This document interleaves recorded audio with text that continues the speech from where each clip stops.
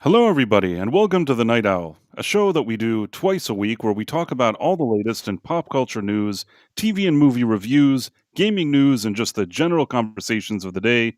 For those who don't know me, I'm Price of Reason, and with me, as always, is my co host, Professor R2. How's it going, Professor? He is very excited to be here. I can just feel it. But for some reason, I can't really hear him. There were something technical was Can happening. you hear me now? Now I can hear you. Now you're here. My audio interface is acting up on me here. I don't know what's going on. That Oh, happens to the best of us. well, anyway. Yeah, There I know. Audio interfaces are always very finicky. It doesn't really matter what brand you use. It doesn't like, there's always some little thing with it that just doesn't want to cooperate, and every now and then, it just everything blows up. So, hey, I'm glad to be here. How you And doing? I'm glad you're here too. At some point in every man's life, there's a situation where his audio equipment doesn't work. It happens to the best of us. You're right. Happens to everybody. Alyssa Marie, how's it going? She's usually working during these hours, but today she's here with us. I Fantastic. see some other good people here. So yeah, that's great. You know what I was doing while you were gone, while you were fixing your microphone? Oh. I was singing Gilligan's Island. I don't know why. That's what I usually do when I'm waiting for you. I try to sing the theme of Gilligan's Island. In Because it any has the case, professor in it, that's why. right, that's why. I think that's the reason, because I always think like the Professor and Marianne here on Gilligan's Island. So I just sit there and Yes. do that until you arrive. You But will be deeply disappointed to know my wife's name is not Marianne, unfortunately. well, I was close enough. In any Yeah, that's case, alright. yeah, it's a great song. I really It's one of the absolute classic theme songs. Like, classic theme song. you can argue the actual, like, merits of it musically or whatever, but it's an absolute classic. It's just one of those that, like, it's gonna go down in history. It's gonna be around forever. You're right, and the thing is that from a storytelling perspective, it's good too because it tells you what happens. Even if you've never seen this show, you don't even know what it's about. It fills you in on the story. You already know what's going on. It's great. By the way, I saw a movie about mustache men recent in the past few days, and I didn't put it in the thumbnail, but I'm going to talk to you about Oh, Mustache Man movie. Mustache Man movie. Yes, Uh, but I guess let's start off. I don't know if you saw this, and I really don't trust Rolling Stone. Rolling Stone is a place like I don't trust them at all. They apparently were trying to say that these kind of podcast bros or whatever they call them that used to like Trump, have turned on him. Did you see something like Yeah, that? I don't know about that. I mean, here's the thing, like, if you're talking about specifically about, say, a Joe Rogan, I don't ever think he was necessarily in Trump's corner. You know what I mean? Like, I don't really think he was MAGA. I think when it came to sitting down and talking about issues, I think they just found a lot more in common than he found with a lot of Democrats today, right?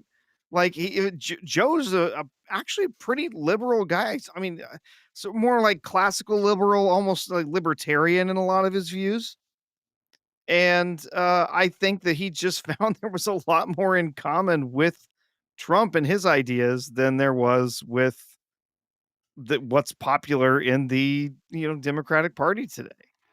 I mean, the thing is, this is so Rolling Stone. First of all, the manosphere. They probably are saying it Ugh. because they think it's bad. But when I hear manosphere, it sounds cool to me. Like I think, oh, it's the manosphere. Like it's not achieving the effect that they want. They want like people to clutch their pearls when they hear this manosphere, Oh, like these terrible influencer. men. Terrible men, yeah, who boosted Trump are now cooling on him. I tend to agree with you. Joe Rogan, he was even willing to sit down with Kamala, and as people were mentioning here, he liked Bernie, and I think that he liked RFK initially. He would have supported him. So it's not like he was a lock for Trump. I think that at the end, when this thing was getting closer to the election, and Joe Rogan, like a lot of independents, had to kind of look at the two candidates and said, well, there's Kamala on one side and there's Trump on the other. Trump seemed to at least know what he wanted. Kamala was not a good candidate. There's really no other way to say it. Forget about all the politics and all the parties and whatever. And I myself am sort of like, I want to be a middle of the road guy. It's hard. It's becoming more and more hard to be a middle of the road guy. Like nobody allows you that luxury anymore. But just looking at it, and at the time I was looking at it also very objectively, she wasn't a good candidate. That's we covered this a lot during the election here. We were looking at how she was doing her interviews, how she was speaking, what policies she said were of interest to her, and you couldn't get a straight answer out of her. Trump says a lot of stuff, and you think to yourself, is he going to do a lot of this? Isn't he going to do it? But he sticks to whatever he wants to do, and he keeps saying it over and over again. At least he's saying something. And even today, there was like a poll that says that most of the people that voted for him feel like he stepped in and was working on the things that he said he would do. Yep. Like CNN had to admit that this is the case, which like I'm sure that like they suffered, they felt physically ill as they had to admit that generally speaking, he said what he was going to do, and now he's sitting and doing what he said. Yeah. And In a lot Washington. of Yeah. in a lot of the polling too has shown that just in general, like if you ask just questions like, you know, how do you feel on the economy? These are the questions they ask. How do you feel on the economy? How do you feel about, these various different topics?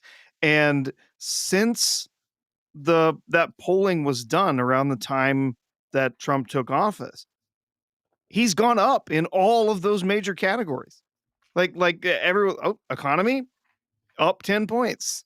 Like even in general, not even just saying like, "Oh, hey, these MAGA guys are okay. They think he's doing what he's supposed to do."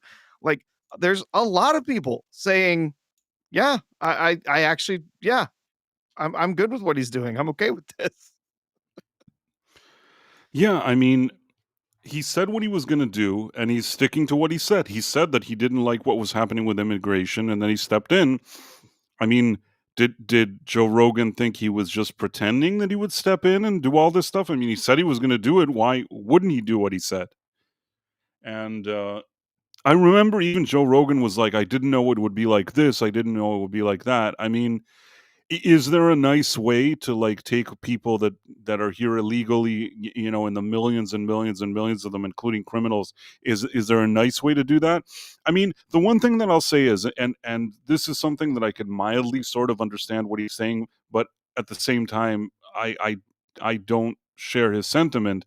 Is that when he started doing this, Trump, I told you that there is a part of me that has empathy for some people that came here that wanted a better life and maybe ran away from a bad situation, and maybe because of like all those millions that just barged in here, you know, the way that whole thing was set up with Biden and the border and all that stuff, then people that maybe should have been given asylum or should have been maybe treated a certain way, they kind of got lumped in with a lot of people that probably didn't deserve it.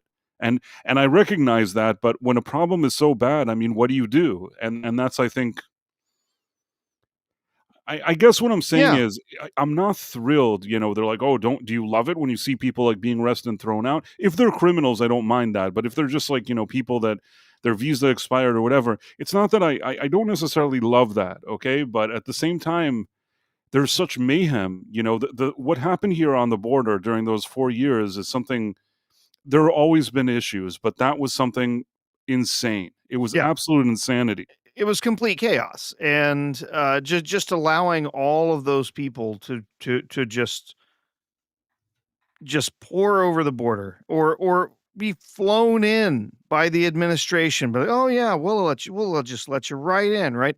Those were the things that I was just my head was about to explode, right? When this stuff was going on. It's like, we're doing what now? What we're just letting people in? We're deciding that all of these people are just preemptively, yeah, they're all qualified for some kind of asylum. We're going to fly them in. Well, first of all, there is no such thing as economic asylum. Doesn't exist. It's not in the law. Not a thing that we can grant asylum for just because I came from a poor country, so you want to come to a rich country, so you get asylum. That's not how it works. There's a lot of stuff that you have to be able to show to be able to be granted asylum. And granted, there are some people who I think genuinely do deserve asylum. There are people out there who can come to this country and they can say, "Look, I'm under threat from this or that or whatever." Or, I was, persecuted in my former country because because I was a political rival or whatever.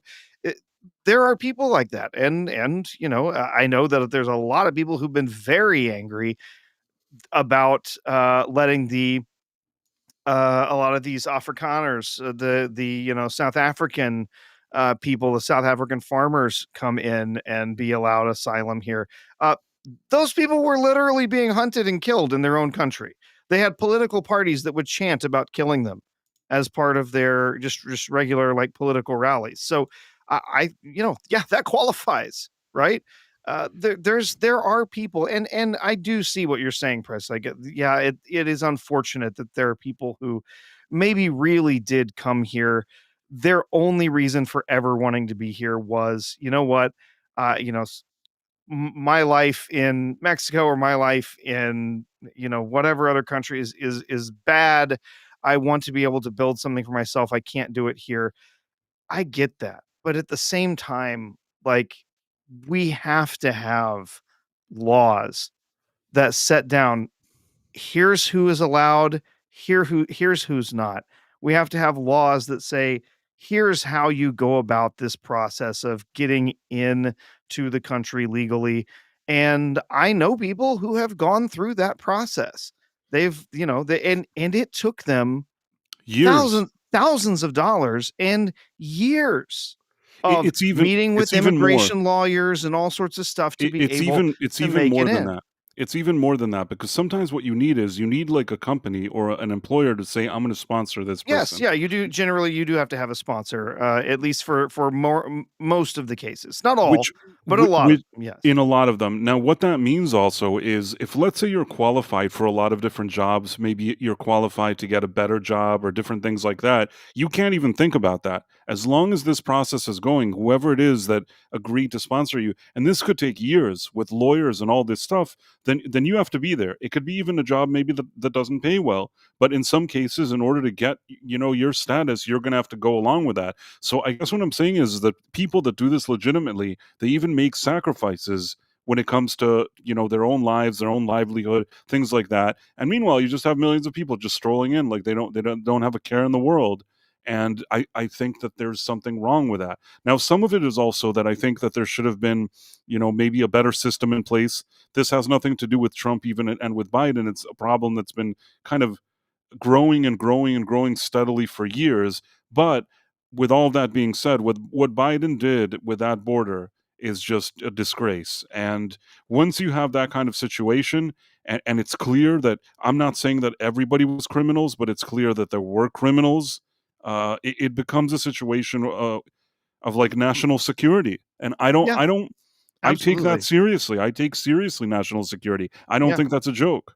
Yeah, and well, and not just even national security. We're talking about simply people being able to live in their Right. communities safely without being threatened by Tren de Aragua deciding to just take over an entire apartment building, right?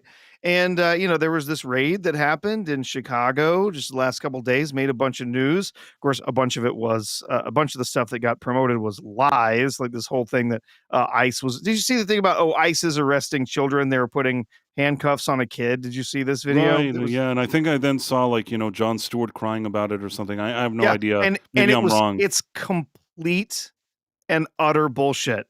It is literally a video that somebody found on Instagram of a black cop and his son messing with it. He's messing with his kid because saying, no, he's supposed to be under house arrest, whatever. And so what they did, they cropped it out so that like all of the little subtitles and stuff that would have showed up in that original guy's video were out of there, and they sort of cropped it so that all you can't really see him. All you see is just sort of this black figure coming up and putting cuffs on a little kid. It was a joke. It was him having fun messing around with his kid, but yet it was spread all over the internet Oh, I'm sure. about this. Oh, look, they're putting, kids in handcuffs. Yes. Yes. Quickly, before Right? we go on, I just wanna mention that Yeah, we Monty got a couple of super Montgomery. chats here. Yeah. Yeah, 5 Price of Reason Live gift memberships. Monty, thank you so much. That's awesome of you, and I see that some people benefited. Awesome One received a gift, Rick Costa, Mars Monkey Max, Dempsey, the drunken poet. Thank you. That's really, really, really, you know, thank you. That's very, very kind of Yeah, you. super kind. And the dead man, uh, Rolling Stone died when Hunter S. Thompson died. You know what? Let me tell you something about Rolling Stone and why it always makes me a bit sad when I see the kind of articles they write today. Back in the day, they were like the middle finger to the establishment. Like they were the counterculture. You go to Rolling Stone, that's like against all of the mainstream media and whatever. They're doing something completely different. It's like a middle finger to the world. That's what Rolling Stone initially was supposed to stand for.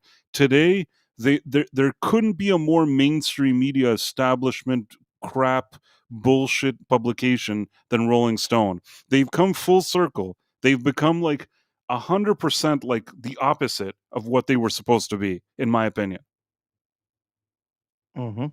To Yeah. say it's like the ultimate sellout. I mean, I don't know the history of how it changed hands or what happened, but this is not the role. It's not Rolling Stone. It's Rolling Stone in name only. You know what I mean?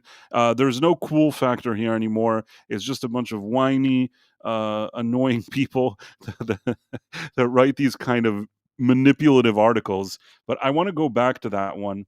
Uh, First of all, and we've said this before, and I'll say it again with all due respect, I don't really understand why Theo Vaughn is a thing. Joe Rogan, I can't take away from him that he has that podcast. He has a way of talking to people. I don't know necessarily that he's some kind of like, Einstein, okay? But he's sort of an everyman that sits and talks to people for good and for bad. And I Mhm. guess like he carved that niche out for himself and he's been doing it for a long time and he built that. I can't take that away from him. I understand Joe Rogan, why people tune into him. Not that I do regularly, but I can understand why some people would. Theo Vaughn, I don't get it. He just sits there. He has a goofy look on his face. Uh, you'd think that the guy is like in his 20s or something based on how goofy he looks, but he actually like I think he's like our age. Yeah. You know what I mean? He's like a grown man that dresses up like Dennis the Menace or something, and has like he's like a cross between Dennis the Menace and what was his name? Gomer Pyle? Is that a thing? Mhm. Yeah. Yep. Is that fair to say? Like Dennis the Menace and Gomer Pyle had Yeah, a it could kid? be. Yeah. Yeah. Or Maynard G. Krebs, a little bit in there. And you know what? Like there's just nothing there. He makes a goofy look and like chuckles, but I don't know. I mean, I really don't know how he became a thing. So if the whole article that Rolling Stone has here, the picture here, it's like this is a big deal that Theo Vaughn no longer, is excited about Trump, think it's kind of a non-issue. It Plus, really is. again, in politics, you have to choose. I don't know if to call it. People say the lesser evil or whatever the term is. Yeah, the lesser of two evils. The Yeah. lesser of two evils. I'm not specifically pointing that at anybody because once I said that on our stream, somebody's like, "How dare you call Trump evil?" I didn't call anybody evil. I'm just saying that generally speaking, you look at politicians. Most people, like myself, I don't get really excited one way or another. You just try to vote or think like what'll be maybe the thing that's a bit better than the other one. So I guess what I'm saying is I don't know, like you were saying, Professor. I don't know that either of these guys were his biggest fans, but they had to go somewhere and chose what they chose, I guess. Yeah, just because they interviewed him or, spend time talking to him or spend time talking to other people who were, running with him, doesn't mean that they were diehard MAGA. I mean, you had Elon, right? Elon was pumping up Trump for a long time, and then They kind of had a little bit of falling out, little arguments about this, that, and whatever, and then they kind of came back together. And it's like it feels so high school, or not even high school, junior high. Right? It's ridiculous. Yeah, so maybe they're not 100% down with Trump. Maybe they're a bit independent. I don't have a problem with that. Do you have a problem with that? No, I don't really care. Plus, if there will be another round of elections, we'll see what they decide then. But at the same time, you know, I don't think any of this is a big deal. Also, keep in mind that people like Rogan and even Vaughn, who tries to kind of buddy up to these kind of Hollywood celebrities, showing that they're sort of uh, torn about like that they don't feel excited about their decision makes them more accessible as more kind of middle of the road people. Do you get what I mean? Mhm. It's building their street cred so they can still call some Hollywood people to their show. Yeah. That's my personal opinion. That they're trying to make it seem like he's not, uh let me see for a second. I was trying to find another thing. Let me share this one instead. Yeah. So we got another first of all, thank you the dead man for both super chats for 4.99. We Yes, got another always. one and I'm trying to somehow change the. I don't know what's Size of it happening there, here, yeah. professor. How do I fix this? I'm Zoom in on I don't know, okay, okay. I oh, think there's zoom out, there you go. so it says, Price, have you ever read what Hunter S. Thompson said right after 9/11? I mean, days. I don't remember. Do you remember, Professor, what he said? I do remember some of it, a little bit of it, because I remember literally someone pointing it out to me, at the time. Uh, it was it I remember that he was talking a lot about, like, basically, like, that he felt that this was if I remember correctly, yeah, he felt this was a bigger pivotal event than even Pearl Harbor for the United States, having a massive attack like this on the US. Here, I'll look some stuff up here. But yeah, I also remember that he was one of the ones that basically said that someone's going to pay for this attack. It might not be the people who did it. Probably it's going to be somebody. Probably like I think he named a bunch of places like Iran and Afghanistan and stuff. But he said like someone's going to pay for this. I don't know if it's going to be the right people or not, but someone's going to pay for it. And then essentially he did warn initially, and this is one of the things that I do remember that Hunter S. Thompson was very prescient in what he was saying, basically saying that uh, we're going into a war that likely will not ever have an end. Like this is something we're just going to be at war with somebody for this like forever. And if we don't have an enemy, we'll make one up. Basically, let's see. I got some quotes here. Yeah. So yeah, he warned of an open ended conflict, saying we're at war now with somebody and we will stay at war with that mysterious enemy for the rest of our lives. So that was one of his quotes. Um, let's see, there's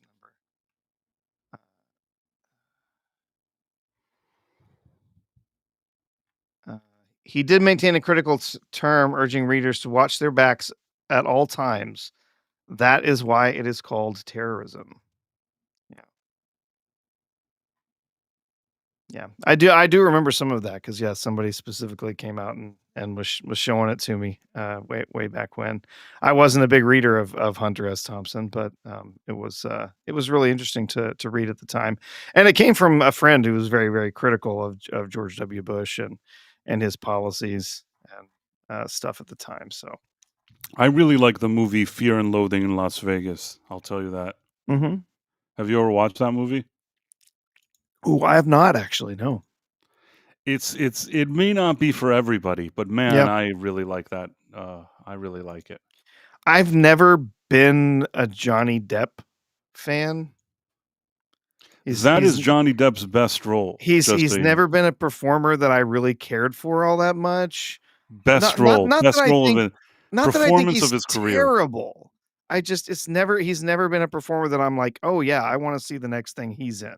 Right? So, but I mean, I would be willing to give it a shot. You say it's his best role, yeah. I'll tell you what, thanks to that role, I think you have, Jack Sparrow. The reason why he did Jack Sparrow is that I almost feel like this was a early version of it, like, he was playing this kind of weirdo in this movie, and I feel like some of the mannerisms of this character, he took a little bit of them and carried them over to Jack Sparrow. But in this one, it's just, it's a fantastic movie in my opinion. It's probably a cult movie, and it's an acquired taste, and it's not for everybody, but man, it's meant to feel like this kind of trip, and man, does it feel like it when you watch it.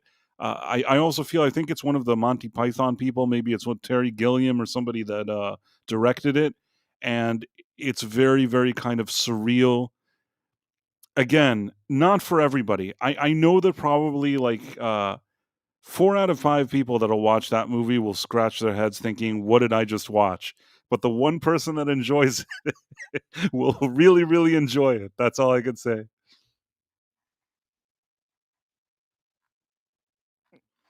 Professor agrees with me wholeheartedly. I can feel it, even though his Oh, microphone is on mute. no, sorry, no, something was yeah, my interface was acting up again. I don't know, maybe I'll have to unplug and reset it again here in a minute. Wait, and I have something also. Hold on one Yeah, second. Tell a joke. tell a joke. Oh, uh-oh, crap, he's gone. He's left us. Where has Price gone? Okay, I'm back Yes. and bigger. I hope I hope whatever it was is now functioning So I'm just looking a properly. little more at this. I want to share this, the Oh, manosphere. okay. Yeah. Want to see if there's anything else that was interesting here. I thought it was a stupid article, and anything in Rolling Stone, I just really take with a grain of salt. But I'm trying to see what they really wanted. So they're saying that creators like Theo Vaughn and Aiden Ross are starting to distance themselves from the president they helped propel to the White House. Manosphere. Probably at Rolling Stone, the weird feminists that are like activists that are there probably wrote Manosphere and like high fived each other.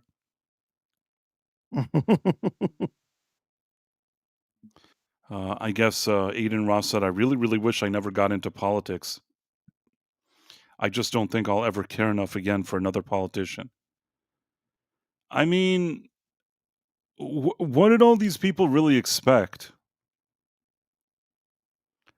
And there's another thing. All these guys that brought him on their, platforms or whatever it is, it probably did really well for their ratings. I'm sure it did. I don't think they were suffering then when it was like boosting their rating or whatever it is. Uh, Yeah.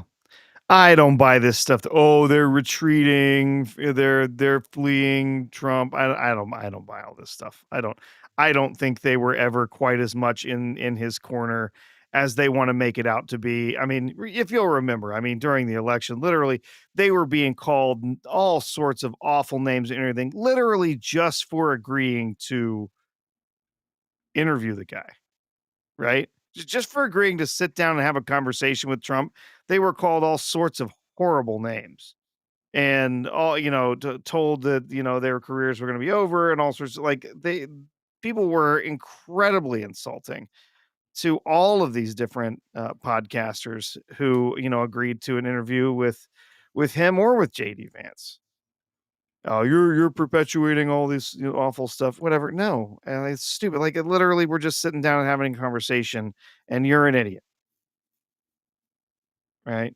So it's incredibly yeah, ridiculous and to think that, oh, they were all just, like, sycophants, they were all, 100% in with Trump, and now they're not, and so yeah. yeah, I'm not taking all of this seriously. There's a few different things. First of all, Rolling Stone, I don't take them seriously, and the other thing is that I don't really know what these guys want. But if I had to guess, don't forget that if you're seen as kind of a far right person, these kind of more entertainment industry Hollywood situations, you may be losing some money and some opportunities.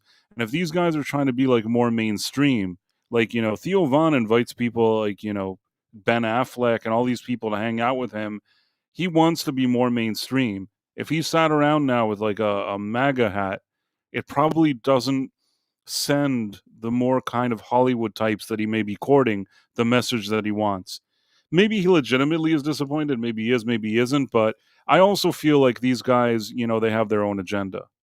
Unfortunately, uh, a lot of people have agendas. We've been seeing it also, in my opinion, on like the far right. I don't even know if to call them far right. Even that's probably not accurate. There are some people that I told you that they're kind of these like MAGA posers or whatever you want to call them. I don't love saying their names because I don't like giving them attention, but those kind of uh, influencers Mhm. that for starters, the ones that are time and time again trying to capitalize on Charlie Kirk's death. There's one in particular that each time it's hard for I think everybody knows who I'm talking about. And man, talk about milking, pretending you're a friend of a person and then trying to milk that for everything that it's worth. Do you know what I'm trying to say? Mhm.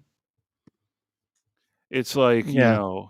I intercepted this private DM with no context whatsoever. Look, it shows this, it shows that. He was my friend. He was this, he was that. Man, and then that person was like, I'm going to release another text every day. It's like, what are you? If you have something legitimately to say that you wanted to say and it really mattered, you wouldn't be sitting there saying, oh, every day I'm going to release another DM. It's like, that is not what you do if you actually are a friend to somebody. That is more like grifter style behavior, in my opinion. Just my personal Yeah. thoughts. I Yeah, don't know yeah. if you, No, I see what you're saying. Yeah. there's just I don't know. There's just a group of people that from different angles. Immediately following his death, I think a lot of very positive things happened in the sense that a lot of people came together, and there seemed to be a lot of like positive sentiment of people uniting and things like that. And then you have those kind of like grifty type that are just looking to like cash in more and cash in more, and I don't know what to tell you. I think it's kind of disrespectful. Especially when a guy's no longer here. You're speculating he wanted this, he wanted that, he did this, he did that. Everybody now is like rewriting history. Anyhow, Anyhow. how did I get here?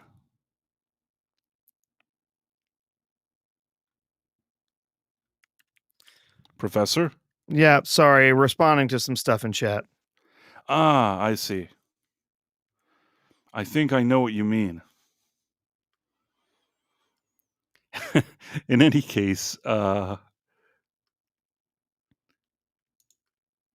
yeah, have you been able to Approaching a solution. Yes, we're getting there. I see. So yeah, so I also think that there are certain people that love like conspiracy theories. So from that second that happened, they're all looking for more conspiracy theories, Yeah. like secret DMs and all this stuff. I don't know. I also saw people are like, "Oh, isn't his wife acting weird? Why is she acting like this? Why was she acting like that?" I mean, people grieve in different ways, and I think it's not fair. Also, the amount of pressure that I assume was on that woman the second that he died and what she's been through, it's really hard to look and to judge somebody else. And you never know what happens to a person, in that process of grief. Mhm. So I don't know. Also, stuff like that kind of bothered me. But what do I know? Just my personal opinion about stuff.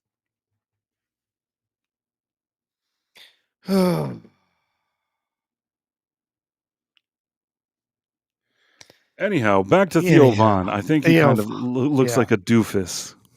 He looks really goofy. Yeah. I I don't know what to think of him, man. There was a whole thing, I guess, that happened recently where he was supposed to have like a special he was doing for Netflix, which apparently was a huge bomb. Like people were getting up and leaving 10 at a time. So like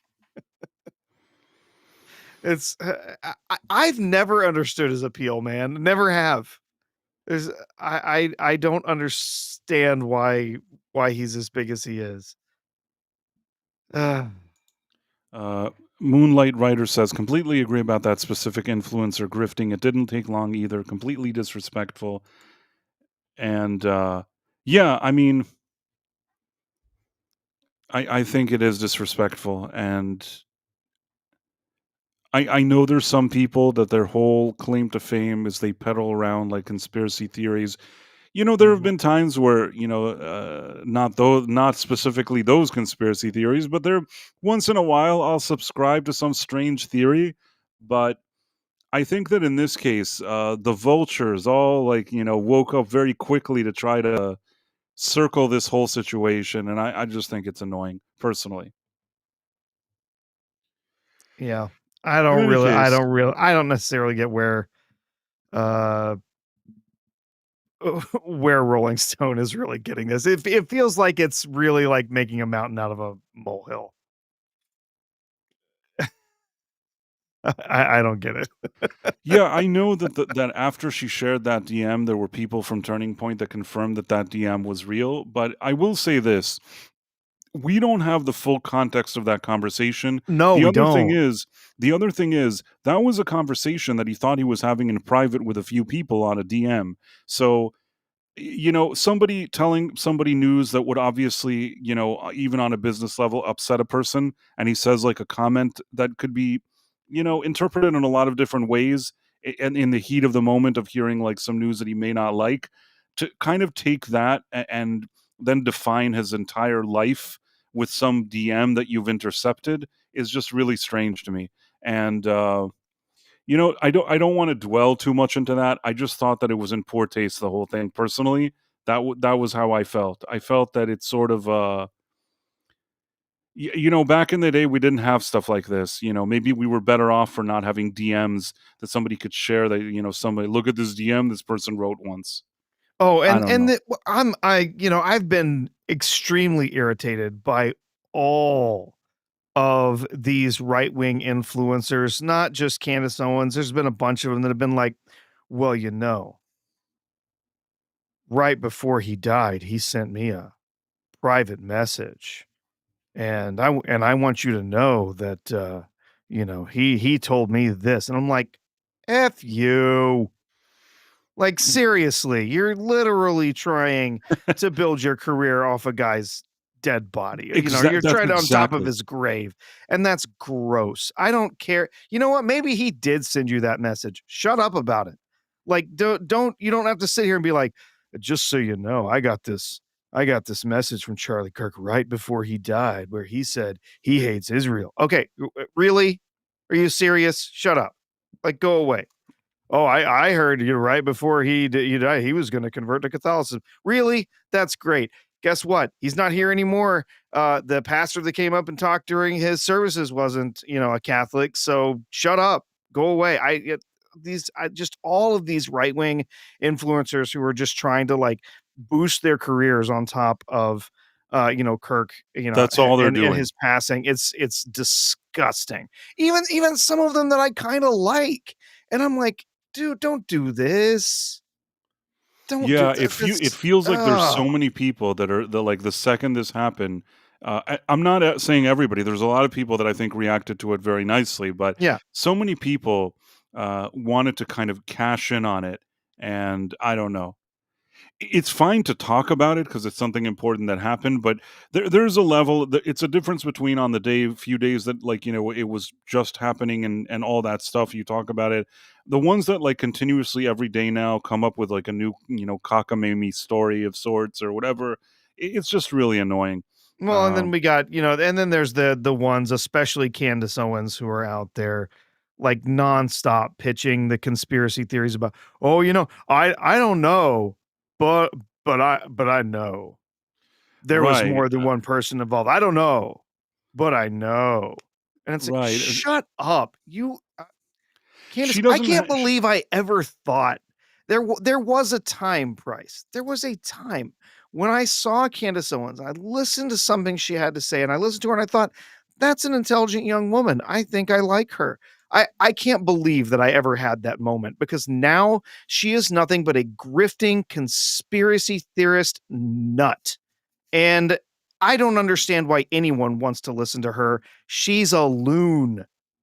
She is completely off the reservation, and she's also gotten this just total, like, I don't know what it is, this reality distortion field around her that's now convinced her that now Jews are the ones responsible for everything that happens in the world. I don't know where this happened. You can have all sorts of complaints about Israel, the way that they responded to this, the way that they use their power in the world, and the influence that they have or the influence they don't have, and every their response in Gaza and how things have happened. You complain about Israel, the government, how they've done things.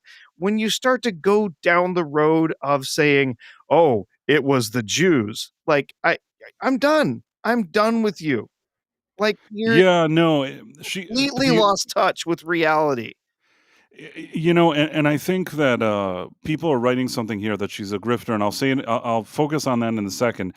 Pure blood based berserker says so. A group called the Armed Careers of Utah deleted their social media on the day Charlie was shot. There's signs that there were about 20 people that had foreknowledge of the assassination attempt. It's possible, anything is possible. I don't know. When it comes to her, don't forget that she started off kind of like more left wing, complaining about racism or something like that. She had something, then she sort of became like, supposedly right wing. Then she was like with the Daily Wire.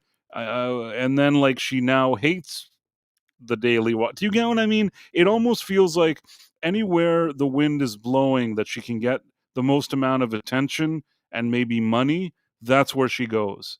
And yeah, there were earlier days that that I actually she seemed more reasonable. She doesn't seem that way now. I don't know if she was always kind of kooky and I didn't realize it, or she's only like that, in more recent years. But and this is my impression. I think that initially, after she left the Daily Wire, I think that Charlie Kirk, as a guy that knew her in his circles for years, maybe he was still nice to her and he didn't kind of, shut her out.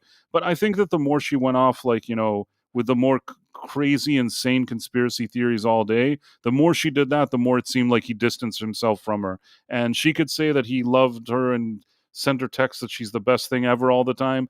But I don't really feel that's exactly how it played out. And Mhm. yeah, I mean, she just loves getting attention, and maybe we shouldn't even be giving it to her. That's why Yeah, I'm always hesitant about saying it, but because today with this thing it was in such poor taste, I thought that, but doesn't really and matter. then so yeah, Birdhouse Blues, the Rumble chat said, "Okay, so she's saying stuff." And then Birdhouse Blues said, "And then the Echo Chamber reacts, and other podcast shows host an entire episode about what she said, plus the social media responses." And ugh, yeah, exactly. Yeah, that it's just like, Yeah, I saw like other ones like oh, treating it as though like gospel. You know what I mean? It's like now you're doing this and you're treating that as gospel. I don't know. just Very stop annoying. talking about her. Just let her like just disappear into obscurity because she's a nut. Well, let's we can move on as well. We don't have to give her any more attention No. than we did. Oh, yeah, she drives me bananas. Like, again, I think more what drives me crazier than anything is that at one point I thought perhaps she might actually be an intelligent person, but that has proven to be quite the opposite. So, yeah. Right. I tend to agree with you. But it is what it is. We're not going to change any of Yeah. that, and yeah, it's all just thinking about her as bad vibes. Yeah. As and we were talking about Johnny Depp, you were talking about his best performance and everything, and for some reason now all I can think of is What's Eating Gilbert Grape. I don't know why I keep thinking about this movie. Did you ever see that one, Bryce? Is that something where there's there's a boy with mental illness or some challenged mentally challenged boy or something? Yeah, so, Johnny Depp plays the older brother, and then Leonardo DiCaprio plays his younger brother who is, mentally, challenged, and then, I believe it's his mother is incredibly fat and can't leave home, and, it's a really bizarre film. Like, it was one of those that was, like, this art house picture that everyone loved, and, yeah, uh, I don't know why. I mean, I saw it many years ago. I remember it because it was the first time I ever saw Leonardo DiCaprio in anything, and he played someone who's mentally disabled, so I guess it was pretty close to him in real life, but, yeah, it also had Johnny Depp in it, and, it's just one of those films that I don't know, I guess it just sticks with you. It did get some nominations, I think, for Academy Awards back in the day, but, yeah. Yeah. Uh, I'm trying to think about it now. I feel like I've seen part of that movie, but I've Yeah, never watched the whole thing. yeah. Supposedly, it was like a really good performance from DiCaprio. I don't even know. I have even DiCaprio himself. I'm kind of like he's not my favorite actor. I've seen some movies that I liked him in. I thought he was good in The Departed.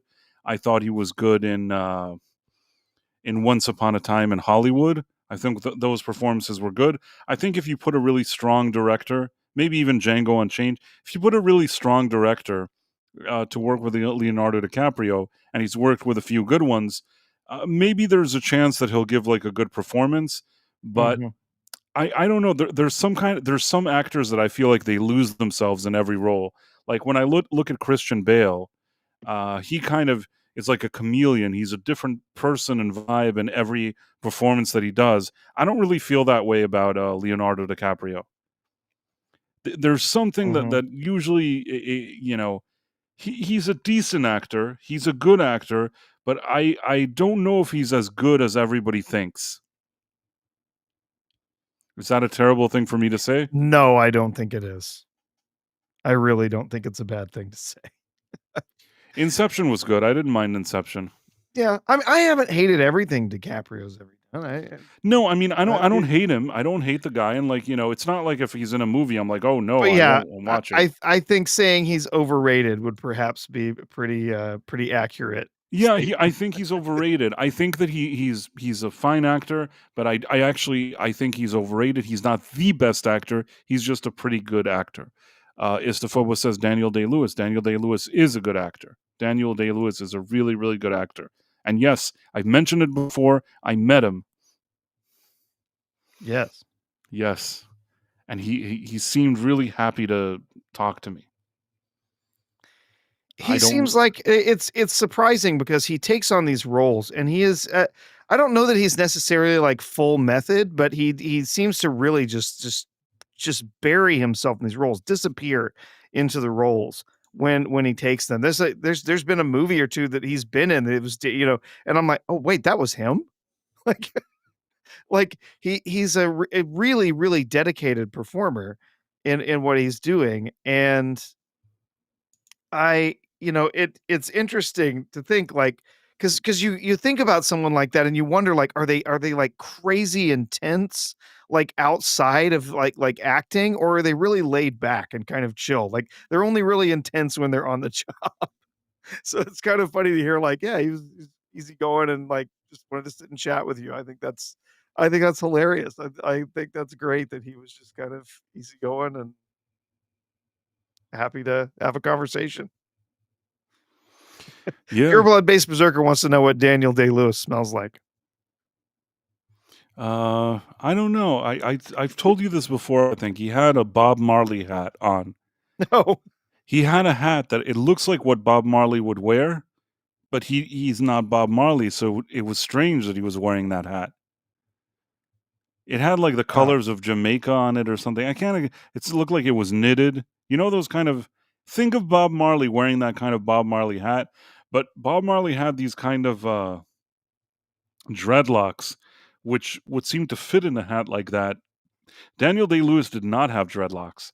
Why he was wearing that hat, I'm not 100% sure. But he was, in fact, wearing a Bob Marley Rasta hat when I met him. And we had something of an interesting conversation. I think I told you this, that at the end he shook my head and he said and he said he's so happy that he got a chance to meet me. And whenever I tell this to my friends, people always tell me where he's a really good actor, so he probably thought you were an idiot, but he figured, you know what, and you believed every word he said. And it's probably true. But You know man, what? did Yeah. he delivered that line really well. Like, it's hard not to like him. And he had the Bob Marley hat on. I mean, come on. What's better than Daniel Day-Lewis with a Bob Marley hat on In a telling me Rastafarian hat. Yeah. Rastafarian hat telling me, like, how great it was to meet me. So I know that all sounds weird, but that did in fact happen. For Let's some see. reason, it makes me think of the episode of The Simpsons when Homer takes the kids to the concert with Smashing Pumpkins and all this, and then it buys a Rastafarian hat and wearing it. And everyone's like horrified, looking at him in the Rastafarian hat, like, dude, It's called a knitted braid hat, Jamaican yeah. Bob Rasta. Okay, yeah. So Jamaican Bob Rasta. I'm gonna Google to see if anybody has ever seen Daniel Day-Lewis with that hat. Hmm. Daniel I'm sure I can Day-Lewis. have an AI generated for you. No, I want the real thing. I want like Daniel Day-Lewis with the Rastafari hat. I know it sounds strange. I know it sounds strange that I'm saying that he had this Rastafari hat, but I'm telling you, he had it. That's what he was wearing. I feel like that's probably the only time he ever wore it because I don't think it's a thing. Like I don't think you see Daniel Day-Lewis walking around with a Bob Marley hat.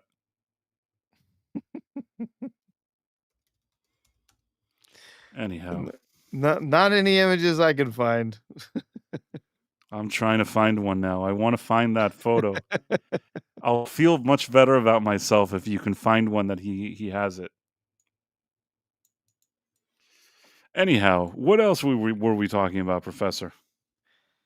Oh, has Hollywood maybe decided it's gonna stop lecturing people about Okay, so I stuff? don't know if you saw this. Justine Bateman was basically writing that Hollywood should stop lecturing to people about politics. Hmm. Did you happen to see that? No. I think that's gonna be incredibly difficult for Hollywood to stop lecturing us. It feels like that's been their only mode of communication for, like, the past, 15, almost 20 years now, is just, constantly spending time telling us how terrible we are and what our values are supposed to be, instead of actually just making movies that appeal to the values we already have. But yeah. Uh, did you have an article? Yeah, there was something short. Yeah. I was still looking for Daniel Day-Lewis with a Rastafari hat, and Oh, I couldn't find it. I came up dry. I was looking. I didn't find I know this sounds weird. I know nobody's gonna ever believe me. He was wearing a Bob Marley hat. I promise you that that really happened, anything. and that he said he That's was great. really like excited to meet me. I know how all of that sounds too. Like I get it. Let's see if I can find that thing here. I think I found it now, and I'm gonna share it.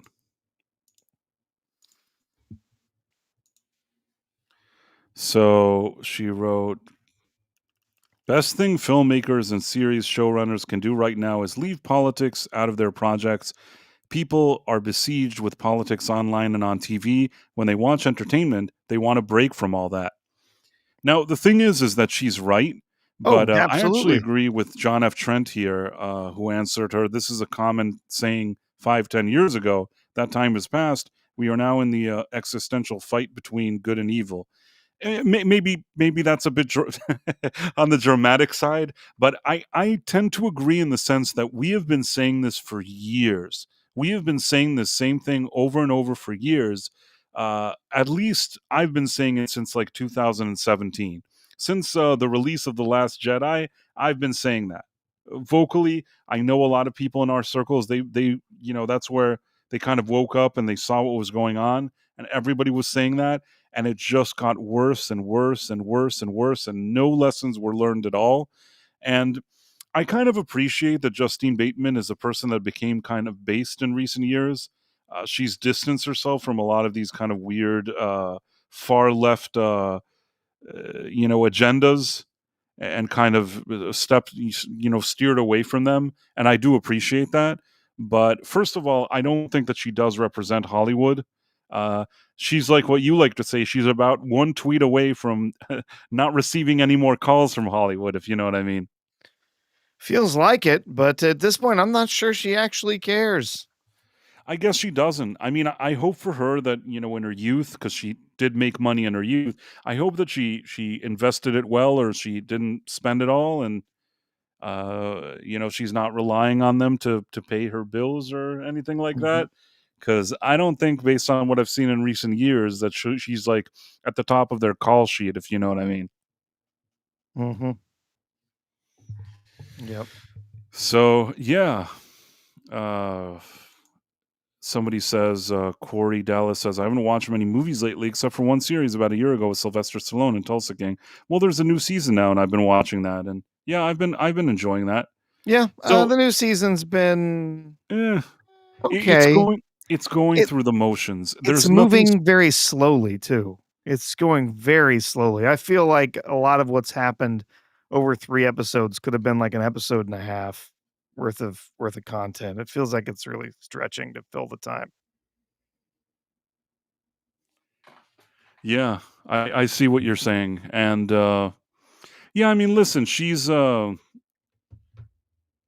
sh- oh, you were talking about Tulsa King. Tulsa Mhm. King, basically, I thought that the first season was really good. And the second season had good things in it, but there were also, some things that were kind of a bit wobbly there. But I still enjoyed it.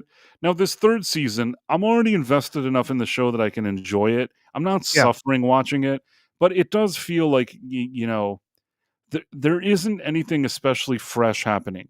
He's annoyed a few other people. There's a few other people that want to take a piece of his pie. There's a few enemies, people that want to destroy him. It kind of feels like we've seen this in the last few seasons, and I don't feel like it really brought some kind of additional edge to the table. It's just sort of rehashing what worked previously, and just trying to present it a little differently. But again, I don't hate it, but I can understand why Sylvester Stallone insisted that for the fourth season they're going to bring back Terrence Winter, because mhm. and for him to be like full on showrunner and whatever, probably in hopes of bringing that fourth season to the level closer to the first season. I hope so, I really do. Uh, I don't hate this new season. So far it hasn't done anything wrong, right? Other than I just feel like it's moving kinda slow, and, so far I don't really care about what's happening for the most part, other than, having now having the main character, uh, where he's been pulled in as an informant, or apparently, for, for some agency, and, is being used by someone in this agency like that. I find that kind of interesting, actually, but, some of the other stuff that has to do with, this, "Oh, they're taking over another business, and it's gonna oh, and there's a rival who's from another mob. Oh, and they're gonna have to fight the other mob for control of whatever, and, oh, now we're still gonna we n now we have," before we worked everything out with all the other mobsters about who was gonna pay up to who and whatever, but now some other mobsters decided they're gonna come in and they're gonna make you pay up to them, and it feels like it's just rehashing a lot of the exact same plots that we saw for the first 2 seasons, right? just with Yeah, new players. And it's just like, when do we do something different? it doesn't feel all Right? that different. And then somebody here was saying, rumbling is saying, Tulsa King Stallone and Dana Delaney look like wooden Thunderbird puppets. Holy shit, lay off the Botox and plastic surgery. I can't fully argue, but I still, that doesn't bother me much. That's not the main issue for me. Yeah. Anyhow, so it's interesting this thing with Justine Bateman. You know why? Because I watched a movie this week. I don't know if you've heard of this movie. It's called, I think, The Order. Did you hear about this? The Order. It's not ringing a bell.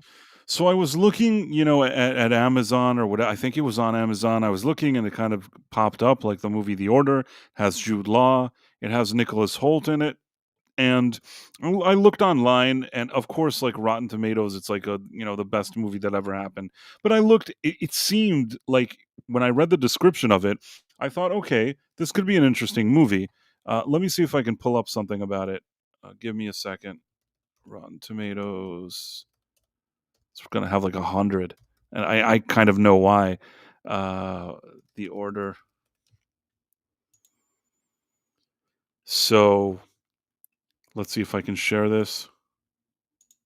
Oh, so this is a movie from last year. Okay. Right, but it was Yeah. only released in, like, a few theaters. It was, like, a limited release, and Yeah. I think then now recently they added it to Amazon, or maybe it's been there for a while and I didn't notice, Yeah. but I finally got around to watching this, and as you can see, the tomato meter is 93%, popcorn meter, 89%. I don't really trust any of these scores anymore at all. Wait a second, Dude Bro Seth sent something. Is that him wearing a thing? Is that Professor, is that it? His best outfits of all time. I don't Yeah, but I know. don't see I don't see the sorry to disappoint you, I don't see him wearing Well, the there's 30, looks like there's 34 photos in here somewhere. and none of them have, like, the Bob Marley hat as far as I can tell. Well, I can't figure out how to get through the photos. Maybe it's one of these you He have has a to few where yes, he has, like, funny hats on, but I don't might see be the oh, because it's GQ. So it's yeah, it's he does have these kind of beanie hats, so that kind of gives me the feeling, but none of his beanie hats in these photos are Jamaican. That's really the issue. mhm. If the dead man did you Too actually bad. find a picture of him with a Jamaican hat, or sorry, I It's know people are like, "What does he want with his Jamaican hat?" I just wanna know that I'm not crazy and that he wore a Jamaican beanie hat, but Yeah, unfortunately, it's, paywalled, so no, I actually am yeah. looking at it. I'm Alright. not paywalled at all, and I couldn't find the hat, the thing on it. It's not here. Confirmed. Price subscribes to GQ. I'm not. I don't know. Thank you though for the thing. So we were talking about the order. Okay, let me bring that back. So basically, I didn't know anything about it. It had something to do with like robberies and crime and a heist, and like Jude Law is playing a sheriff and he's trying to catch these like killers or whatever it is. And I'm like, okay, that sounds kind of interesting. And when the movie starts, it kind of tells you that it's based on on events that happened. It's like based on true events or something like that. And I'm like, okay, well, that's kind of interesting. It's crimes that happened, I think, in 1983 and 84. So Jude Law is in a place like in Idaho, and he's trying to get to the bottom of this thing. He's like a sort of guy that he's in the FBI, sort of had issues before, and he's coming to this town and he's trying to find who the criminals are. And of course, when he gets to town, he discovers that there's like a group of mustache men that are doing bad things. Now, I don't have any issue per se with exploring an idea like this. It's based on a true story. There were mustache men there. They were committing crimes. There were some people that died. It's fine. You know what I mean? You could do a period piece and show that an FBI person was chasing these guys. But there's a few things that are a problem here. First of all, like with many of these type of based on real events, they sometimes take these kind of creative liberties. Yeah. And when I was watching the movie, there were parts of it that I couldn't help but feel that whoever was making this movie was relishing it, because they really wanted to kind of wink to the audience of like, there's enough of these people here today. Like, this is a movie about something that happened 40 years ago, but don't they kind of remind you of other people today? Yeah. And I'm not saying that it went all in on this, but there were moments that I felt little hints of it. I could have been okay with it. I could have been okay with it at the end. You know, the bad guys, as they did in real life, they got caught, and it is what it is, and things happen, and the movie ends. And then there's titles where they tell you, like, in real life, this guy went to jail, this guy went this guy happened that. They give you all of that. And until that moment, I said, you know what? This was an okay movie. It was fine for whatever it was supposed to be. But then, in the final maybe 2 seconds of the movie, do you know what happened? No. In the final 2 seconds of the movie, they have like credits. They add a credit that they write the playbook, which these mustache men terrorists used in that they're from like 1984 that they used would later go on to be the foundation that was used by other terrorists. And I'm like, okay. And then I look and it says like the Oklahoma City bombing, whatever. I'm like, okay, that's fine. And Yeah. then you know what the final sentence of the credits was? I want to let you And guess, Professor. Donald Trump. Close. It says like the Oklahoma City bombing and the insurrectionist on the January 6th, whatever. Oh, And I'm good. like, man, you got to the last second of the movie. You got to the last second. It's like somebody was sitting there like itching, like a drug addict. You know what I mean? You know, like those Chappelle things where he has like the Yep. addict that's like scratching himself. Somebody couldn't let this movie end without sticking that sentence in there. It's like the movie is done. Just roll the cast and crew. Nope. They have to add it. It's like the insurrection on January 6th. Yep. And and Bryce, and Bryce, I guarantee you the movie started with them wanting to write something about that and finding like they had to work their way backwards from writing saying, "Oh, see, January 6th." it was so ridiculous. It was so ridiculous. And and the thing is, I thought about it. It's like we watched a movie with literal mustache man terrorists. It's not the same thing as January 6th. I really think that. I also don't think that January 6th is the same as the Oklahoma City bombing. I think that No. trying to make it seem like all three of those things are just interchangeable is really a shameful thing to do. It's the same thing that I said when like Democrats were trying to use this and say, "Oh, this January 6th, it's like the new 9/11." No, it's not. It's not like the new 9/11. Just please, like January 6th, if you want my personal opinion about it, while it was happening, I'm like, wow, that's not good. I mean, I wasn't happy about it. I didn't think if there was a way for that not to happen, that would have been preferred. At the same time, it seemed to me like that day and ever since, like, I'd say a riot gone wrong. And since then, we even learned additional information about it that even makes it a suspicious riot that went wrong, if you know what I mean. So There basically, were how many undercover FBI agents in that crowd? exactly. There was Mm, like 278 yeah. undercovers. That And was that's not even counting the confidential informants that were there. it was a very, very strange situation, to put it mildly. Uh, I think that there were people that were being egged on to do this. There's been enough theories about it, and to tell you the truth, I don't know myself all the ins and outs.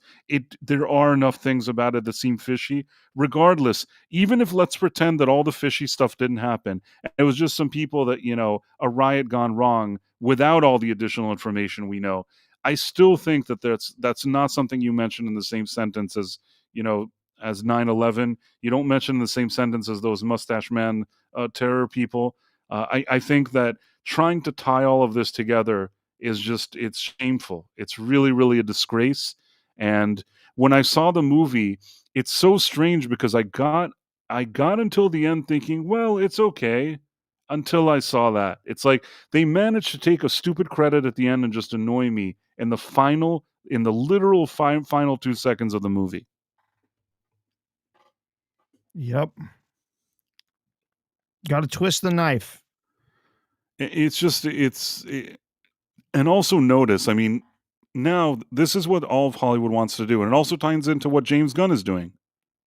All they want to do now is like shows that focus on whoever is not like them are mustache men. It seems to be like now in every movie. There was that Leonardo DiCaprio one that I just saw, which was terrible. There's this Jude Law one that they had to stick it there in the end. You watch, Peacemaker. It's in there. Doesn't matter what genre it is. Doesn't matter anything. It's as if you'd think that Hollywood would have learned lessons from all their kind of woke era and chasing people away. And instead of learning lessons, now they're like, we're going all in on the mustache man thing. Yeah. Well, And yeah. I don't know. I mean, at the end, nobody's just gonna watch whatever it is they're churning out. It's like they're making whatever what their movies and shows are so not entertaining and so just antagonizing that at some point you don't even feel like watching it anymore. Now, don't get me wrong. I don't like mustache men, and that's bad, and I'm against that. I'm just saying that it doesn't need to be shoved into every single entertainment, into every single genre, every second. And usually when it's shoved in there, it's not done in good faith. You know what I mean? It's one thing if you're genuinely trying to tell a story, but even here, when it was a real life story, they couldn't let it go. They had to put that thing at the end. Yep. We do have a couple of super chats over on YouTube. We'll need to get to. I saw a very different movie this weekend. Price. What did you I see? don't Was know it if you've seen this one as well. Good Dog? Uh, no, it wasn't. Wasn't anything new in the theaters. It was new on streaming. I finally got an opportunity to see Spinal Tap 2. Oh, I didn't see. Did you see that one? No, you I didn't see it. didn't actually. Okay. Hold on. We have a few things from the Dead Man. Yeah.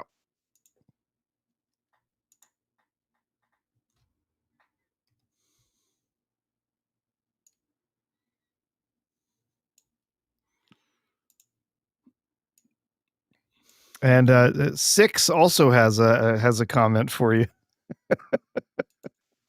What is it? 6 says, I've been looking ever since you mentioned I can't find a pic of Daniel Day-Lewis wearing that hat. I think you met a homeless man who was excited to meet you. I am telling you that I met Daniel Day-Lewis and he was wearing Very, the Jamaican beanie. very good, 6. I know how that sounds. I know how that sounds. I can't but I would never forget what he wore. He was wearing the Bob Marley hat.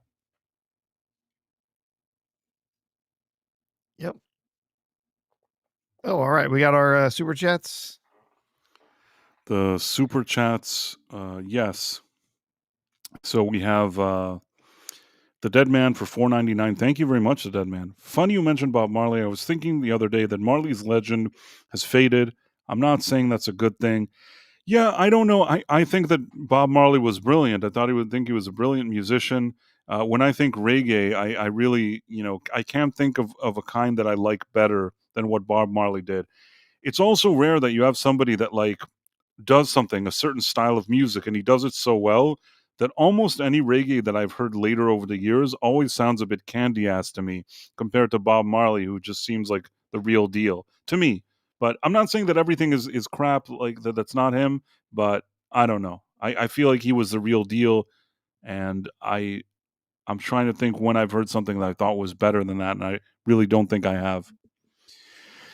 So when it comes to his legacy and his legend, I don't know. I mean, I don't know why his legacy and legend would be pushed aside, but maybe you're right. Maybe somehow he's not as fashionable. I couldn't really explain why. I don't have a good explanation. I do have one, but I'd rather keep it to myself. Yeah.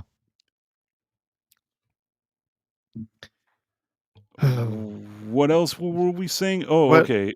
What? How do we get here? Oh, no, I was just saying we had some super chats there. Yeah, and, yeah, Price, I don't got to it. wanna in vain for your love. I don't Oh, I think understand. he left some words out there. I think that's a Marley song. Ah, okay. Could Don't you wanna be loved? Let me love you. I don't know if it's that one, but who I cares? don't waiting in vain for your love. Oh. That's yeah, wait in vain. I don't wanna wait in vain for your love. Don't let Yeah. them screw you. Oh, no. I don't even know that I don't think that was the Yeah. one, but who cares? I don't really know Marley all that well. I've heard, a few of his songs, but yeah, it's not Could don't wanna you wait. be loved? Let me love you. Why? I Yeah. think I know his songs. Could do a whole medley. I Yeah. won't, but I could. Uh, let me see for a So second. I'm trying to find if I can find that title. The Order, uh, January 6th. Let's see. Trying to see if I can find that stupid thing at the end. I wish I could find it. And yeah, now look, there's an article. I guess this article is from, last year when the movie came out. I'm sorry I'm late to the party on this one. I just didn't notice it until I watched it the other day, like foolish me. I didn't know what it meant, but here you go. The Order director says January 6th insurrection inspired him to make Nero Mustache Man crime thriller with Jude Law. yeah, called it. It all started with someone saying, "Oh, we gotta write something about January 6th.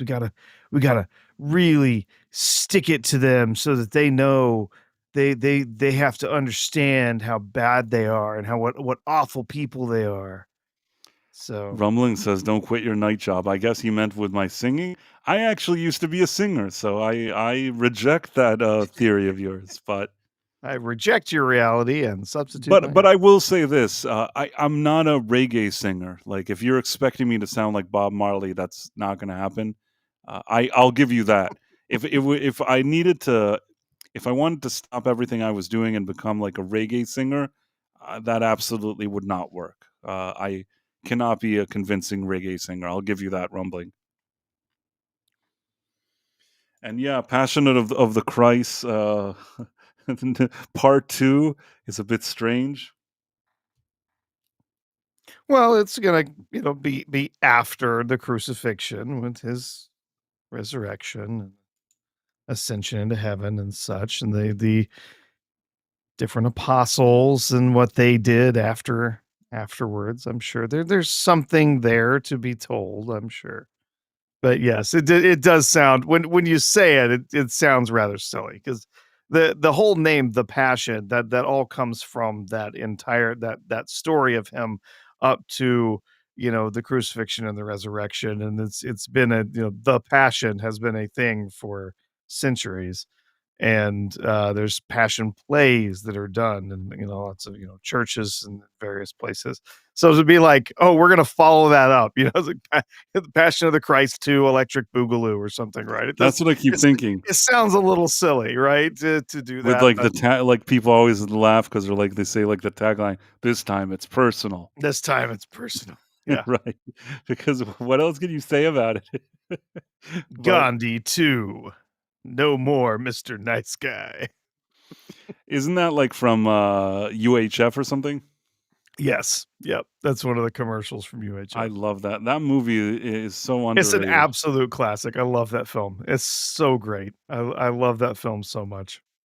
It is, I mean, it's really just a bunch of sketches sort of roughly strung together into a story, but they all work so well, and it's so funny. It unfortunately just, like, it came out in a year where, like, it was competing with some of the biggest blockbuster films ever, and so it was just completely buried. Nobody cared about it. Yeah, I guess you're right. I mean, it was unfortunate. Also, Weird Al Yankovic at the time hadn't been doing a lot of movies, Oh, and no. No, this was his first feature film and really hadn't done much other than music videos, so, yeah, people were not particularly like, as a comedian, as a performer, people were kinda like, "Huh? Like, what's this?" Right? So, yeah, he also, he's never been like, occasionally, he'll have something that's kind of a crossover hit that a lot of people pick up and start having fun with, but for the most part, it's really just, like, his fans are really the ones that pay attention to it, so, yeah, totally. yeah. Now I can't remember where I saw that stupid movie. Where do you watch Oh. that Order movie? Oh, the Order movie? I don't know. Oop, oh, I didn't The know my Order share was gonna where this thing. cover up your share there. Maybe it was on Hulu. That's where I watched it. Could have been. Okay, Okay, yeah, could have been. Hulu. I am obsessed now with finding that thing because you'll think, unless you see what I saw, you won't really understand how annoying it was. Watch The Order streaming on Hulu. Yep, it's on Hulu. Let's see if I can find it. I think I'll be able to find it. Give me a second. Tell Well, some you interesting said stuff. it's like in the last 2 seconds of the movie, Right, right? that's all I need. I just need the last 2 seconds of this stupid movie. Hulu, where is this dumb thing? Uh, don't they have like a watch it again or some shit like that? Sorry, Oh, Sean. Hulu doesn't want to The order, play. order. Okay, I found it, and now let's see if it allows. If it doesn't allow a screenshot, I'll figure out. Oh, it wants me to watch a commercial. Professor, this is awful. So somebody doesn't pay for the premium plan. No, it's bad enough that I even have a Yeah. plan. Like to have the premium one is even worse. Oh, with Hulu is basically the only thing we pay for, and, we it's funny because the premium, like, no ads Hulu is $19. It's 18.99. One more dollar, and you get, uh, Disney Plus. So we still have Disney Plus because it's just $1. It's all we pay them for it. They're always manipulating you into getting that thing. Also, by the way, in the Order movie, there's a part where, like, the part that started becoming a red flag for me. I mean, of course, they were bad people. I'm 100% that the people they made the movie about are bad people. Nobody's arguing that. But they're trying to show, like, behind the scenes how they go to a a church, and, like, the dialogue in some parts is written in a way that really feels like the guy, like he said in this article, really wanted to make a movie about January 6th, but he had to settle on making this movie about mustache men in Idaho in 1983 and 4 or whatever it is. And the part in the church, like one guy is like, "Oh, we're white and Christian and we're white and this," and I'm like, I get it. I Mhm. I don't know how to explain it to you, it's so stupid. Do you get what do you like, he I just felt that they were, like, bitter that they couldn't do more to Yeah, weave it into that story, but they couldn't really, absolutely. so Absolutely. Yeah, I get what you're going for. Yeah. okay, let me see if You it lets me. you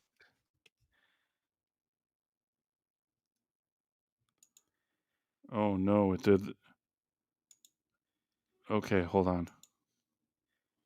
he's broken. What'd you say? I said, "He's broken." Who's broken? No, your Hulu. You can't get your screenshot. It's No, I'm trying broken. to do this shot, but, ugh, they don't like it when you do the thing. Well, mine won't work because I've got, OBS working, and OBS does screen capture, and then it doesn't let anything that has DRM video play in the background, so you, like, have to turn off. Let me see for a second. If I share this, does it work? Yes, you can see Oh, it. here you go. This Yeah. is the last second of the movie. The Turner Diaries has been used as a blueprint for domestic journalism for the past 40 years, influencing events from the Oklahoma City bombing to the insurrection at the U.S. Capitol on January 6, 2021. This is literally the last second of the movie. And I'm just like, man, it's like they were sitting there, like the whole, they under the pretense of making this movie, all they were thinking about is how they shoved that sentence in there. I bet you that director couldn't sleep at night. Yeah, they wrote this before they wrote the rest of the film. Right. That like their pitch was this. They like brought in this title, they wrote it and they said this is it. And probably a few other like-minded individuals sat there and said, "Yep, let's make this movie." So, and mind you, this is after a whole movie that they're watching about Mustache Man and they're just like, "We got to shove that in there." It kind of reminds me of there's that Spike Lee movie where he was showing some story about the South, and then the final maybe minute of the movie jumps forward in time to where was that thing? That thing with the both the people, quote unquote, the good people on both sides. Charlottesville. What was that? Yeah, yeah. So it cuts to that. Like the whole movie is Spike Lee's movie. Takes place like in the 50s or something like that, and then the final minute takes place like in Charlottesville, and it also felt kind of cheap, you know what I'm saying? It's like, I get it, you're Sure. trying to show that there were things happening then and that there's things happening today and trying to sort of tie them together, but it felt like a bit cheap to me, the way they did that. With that Yeah. being said, even though I thought that the Spike Lee thing was cheap, for some reason, this was more annoying. Spike Lee, most of his movies have these kind of spins in them. He's always been more political. If you're gonna watch a movie by Spike Lee, you kind of anticipate something like that'll happen. In this case, I was just thinking I'm watching a regular crime caper movie, and then they shove this thing in there. Gotta get that last little jab in. Last little Got it. jab. Yep. But again, you can't understand because you didn't watch the whole movie. If you watched the whole movie and then saw that title, you'd get super annoyed. It just I don't know. I Yep. even this whole like, the way they labeled it, like the insurrection, all that. I disagree with all of that. It like I said, if we're ignoring the suspicious things, and I think there's stuff to actually look at there. If we're ignoring all the suspicious things, and I just looked at it at face value without even looking at some other angles here, riot gone wrong of sorts. Yeah. That's not that Protest gone wrong, right? I protest mean, gone for the most wrong. part, yeah, it was. Protest gone wrong, whatever it is, and that's if we ignore some other things that are very fishy. Like, if we ignore all of that, that would be my general impression. Initially, not really knowing anything, just looking at it as it was unfolding, that was the impression I got of it, and even then, it wasn't something that I said, "Oh, this is so wonderful." I said, "Well, probably better if this didn't happen." That's what I was thinking while it was happening, and yeah, I don't think it was good for anybody. It also a lot of people that were arrested, and we also there was also I think her name was Ashley Babbitt who died, Yes. and Yeah. man, I I can't tell you. I don't know what the protocols are in a situation like that, but I would have preferred it if that lady hadn't died. There was no call for her to be shot.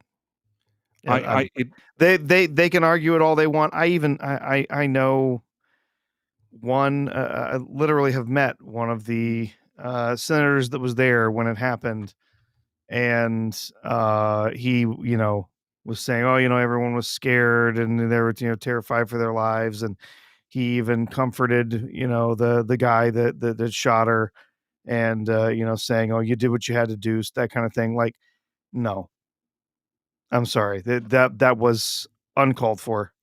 It was one unarmed woman, and, you know what you do? If she's violent, you arrest her, you detain her, you remove her from the space. Firing on her was unnecessary in the situation, and you know, yes, I'm sure that it's different if you're there, if you're on the ground, whatever. I don't see it. I think it was an overreaction, and one pay with their life. No, should they have been inside the Capitol building? No, they should not have been inside the Capitol building. At the same time, a lot of the people who were in the Capitol building were literally being escorted around by security guards, just saying like, "Oh, you don't tear this up, don't do whatever." It's but still, like being allowed into the building and escorted around the building, and it is such a bizarre, such a strange situation. It should never have escalated to what it was. I still have, I still have a lot of questions as to what what actually happened that day, and what caused some of those people to decide to do what they did, and how they knew what windows to break, and what areas to use to get entry. It does seem like there was some fishy stuff going on in the crowd, and maybe some agitators who were helping to push them in a certain direction. So I don't know. It all seems very weird. I completely and utterly disagree with the way that many of these people were treated by the Biden administration. Many of them had absolutely no violence, crime, or anything that they could be charged with legitimately, but the Biden administration decided they were going to make a, uh, you know, they were gonna make sure that these people paid to the utmost for what happened, that they were made examples of, and, a lot of them had, sentences for things that would normally be misdemeanors that they turned into enormous charges, putting them behind bars for years, which is why I had no problem. Even some of the violent offenders, I had no real problem with Trump saying that they were pardoned, once he came in for his, start of his term, because a lot of them were viciously mistreated, and it was a disgusting, misuse of the law in a lot of these cases. There's So real criminals out there. We later there saw, are. like, the person that killed Irina, and, like, the type of criminals that they arrest them 70 times for the worst things, and they just keep letting them out.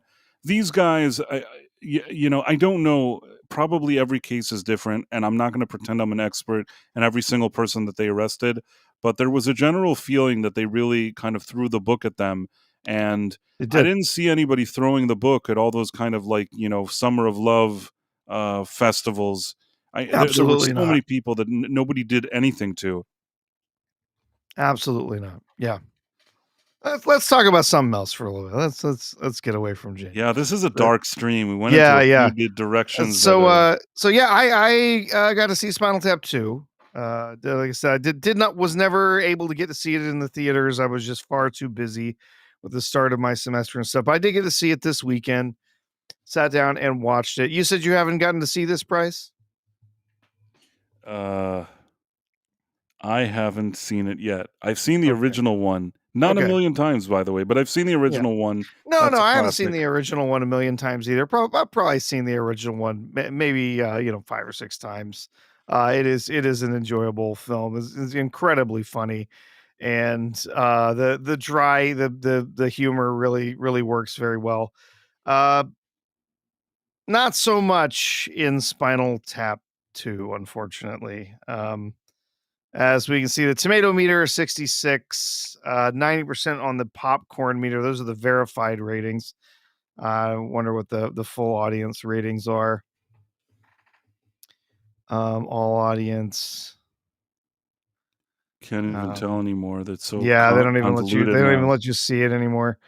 But yeah, um, not great, unfortunately. Oops, not great. a lot of the movie just drags. There's, we do get to see the characters, some years on. The backstory in the film is that the band has broken up, and it broke up, some 20 years, before, they got back together during the film, and they stayed together for a while, and it broke up. And then, you're left not knowing why they broke up, and this remains as part of the story throughout the film. I don't wanna spoil it too much, but, uh, the, uh the reintroduction of the characters at the beginning of the film, probably the funniest part, getting to see kind of what they've done with themselves since the band broke up 20 some odd years ago, and then the entire concept of why they're having one last concert, why they're getting back together is also rather humorous. It turns out that, their manager from the first film, he's passed away, and, when he died, all of his stuff went to his daughter, and, she figured out that, they all had one concert left on their contracts. So she had him over a barrel, and they had to do one more concert. I thought that was kind of funny. It's just like, all these ridiculous contracts that people are held to sometimes. Like, well, oh, you got one more concert, you gotta do something, right? So they have to come back and do one more concert. 20 years. They haven't been playing with each other for 20 some odd years.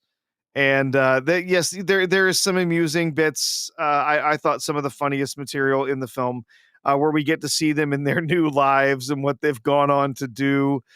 You have David St. Hubbins, who's Michael McKean. He's still playing. He's like playing ridiculous, stupid little gigs here and there. Christopher Guest, as Derek Smalls. He's gone on to start a glue museum. And you eventually come around to realize that the reason he's running a glue museum is because he likes sniffing glue. It's kind of funny, And I guess. then you also get you get Nigel Tufnell, who's Christopher Guest. Did I say Derek Smalls is Harry Shearer? Sorry, Christopher Guest, Nigel Tufnell, where he's opened a cheese and guitar shop. Uh, so they have cheese, but they also have guitars. And there's actually a kind of a funny gag that kind of goes through the film just a little bit. I won't spoil it too much, but basically, he's he's concerned that, he's got lots of customers that are dying, and he's concerned that the cheese that he's selling is actually, it's bad for people. It's full of fat and all sorts of stuff, and his customers might actually be dying because they're eating, the cheese that he sells. But there's also a ridiculous thing because it's a guitar and cheese shop, so like he'll accept barters. So like people will bring in guitars and he'll trade it for cheese or vice versa. Doesn't make any sense. It's absurd. But the some of it being reintroduced to the characters is kind of funny. But then we actually get the whole band back together, and from then on, it is just painfully awkward. There's so little humor to be had there. There's a tension uh, between St. Hubbins and Nigel Tufnell that continues on for the whole film, that just pulls all the fun out of most of what they're doing because they're constantly bickering and arguing with each other and going back and forth. And then most of the film seems to revolve around celebrity cameos. And that's about it. Like the actual like funny jokes and stuff all seem really obvious, or that were supposed to be funny. The jokes, were not funny. They seem really really obvious, overwrought, and honestly, a lot of the performers, especially Michael McKean, don't sound good. They don't sound good anymore. They're old. Their voices are really gravelly. They don't, and it doesn't really work well as a film. 66% from the tomato meter. I gotta go even lower than that. It was closer to maybe a 45. It Oh, just it that's a didn't shame. it just didn't work. It does not work as a movie. There are some funny bits here and there, but for most of the movie, it's just a drag. And I can't recommend it. I watched it, and my son earlier this summer had watched the first Spinal Tap with me. He said, "Oh, you saw it? It was a good." I'm like, "Don't ruin your memories of Spinal Tap with with Spinal Tap 2. It's maybe one day you'll feel like watching it. It's not particularly good. There is one there's a punch out gag right at the end that works pretty well, but it's telegraphed, like, it's gonna happen. It doesn't really take you by surprise. It's coming. And so maybe that's what they were going for, but it didn't. For me, I just felt like, okay, when is this done? When is it over? Let me just get it done, right? It just didn't work for me. So I see. unfortunately, a bummer of a movie. Maybe a 45-50% for me. Few good places where it was something that I enjoyed, but for the most part, a complete miss when it came to the comedy. I'm sure there's other people who would disagree, found more entertainment in it, and that's fine. If some people found some more entertainment in it, but I mean, they have two big celebrity cameos. One of them, I mean, it was kind of in the trailers. I think they have Paul McCartney who comes in, and it's supposed to be sort of a rather emotional moment. He's sort of giving them some advice on being a band and working together, and being able to take criticism and being able to uh, you know continue to move forward in the creative process. And then it just evolves into them playing one of their songs from the first movie. Sounds And then kind I, of a bummer. and then that happens again later on when Elton John comes in, his cameo. It's like it just devolves into Elton John performing one of their songs from the first movie. So, oh, Tim Hayes says he thinks the first Spinal Tap movie is boring. Oh no, no, the first Spinal Tap movie. Admittedly, it is an acquired taste. It's a very dry British humor. A lot of it focuses in on just the absurdity of things, like having the entirely black album, right? And having Nigel talk about, oh, it's none more black, right? Like the ridiculousness of it is what sells the first film. Also the fact that if you hear the story from a lot of people who toured with these bands, these big rock bands back in the day, that it's not too far from the truth either. The ridiculousness of some of their arguments about the tiny bread being too small for the big cold cuts and stuff like that. Like Was it those kind considered of woke? arguments. Was it considered woke or was it not Oh, woke? I would not say this was woke at all. No. At least It that. does At it least does that. have so it does have the remember the whole gag with the drummer, right? In the first film, the drummer was uh consistently they all got killed in some strange accident. And so when they're going to be going out and doing this reunion concert, they have to fight a drummer because obviously their last drummer is dead. And then they end up going through a number of different people, and they end up finding this woman who comes in, who's playing. She's fantastic, and they really hit it off. But to me, watching the movie, it's obvious immediately that, oh, she's a lesbian, right? Like the Okay. tattoos and the haircut and the way she dresses, like, oh, she's most likely a lesbian. And then of course you get Harry Shearer tries to hit on her, and then her lipstick lesbian girlfriend walks in the door, right? And it's like, okay.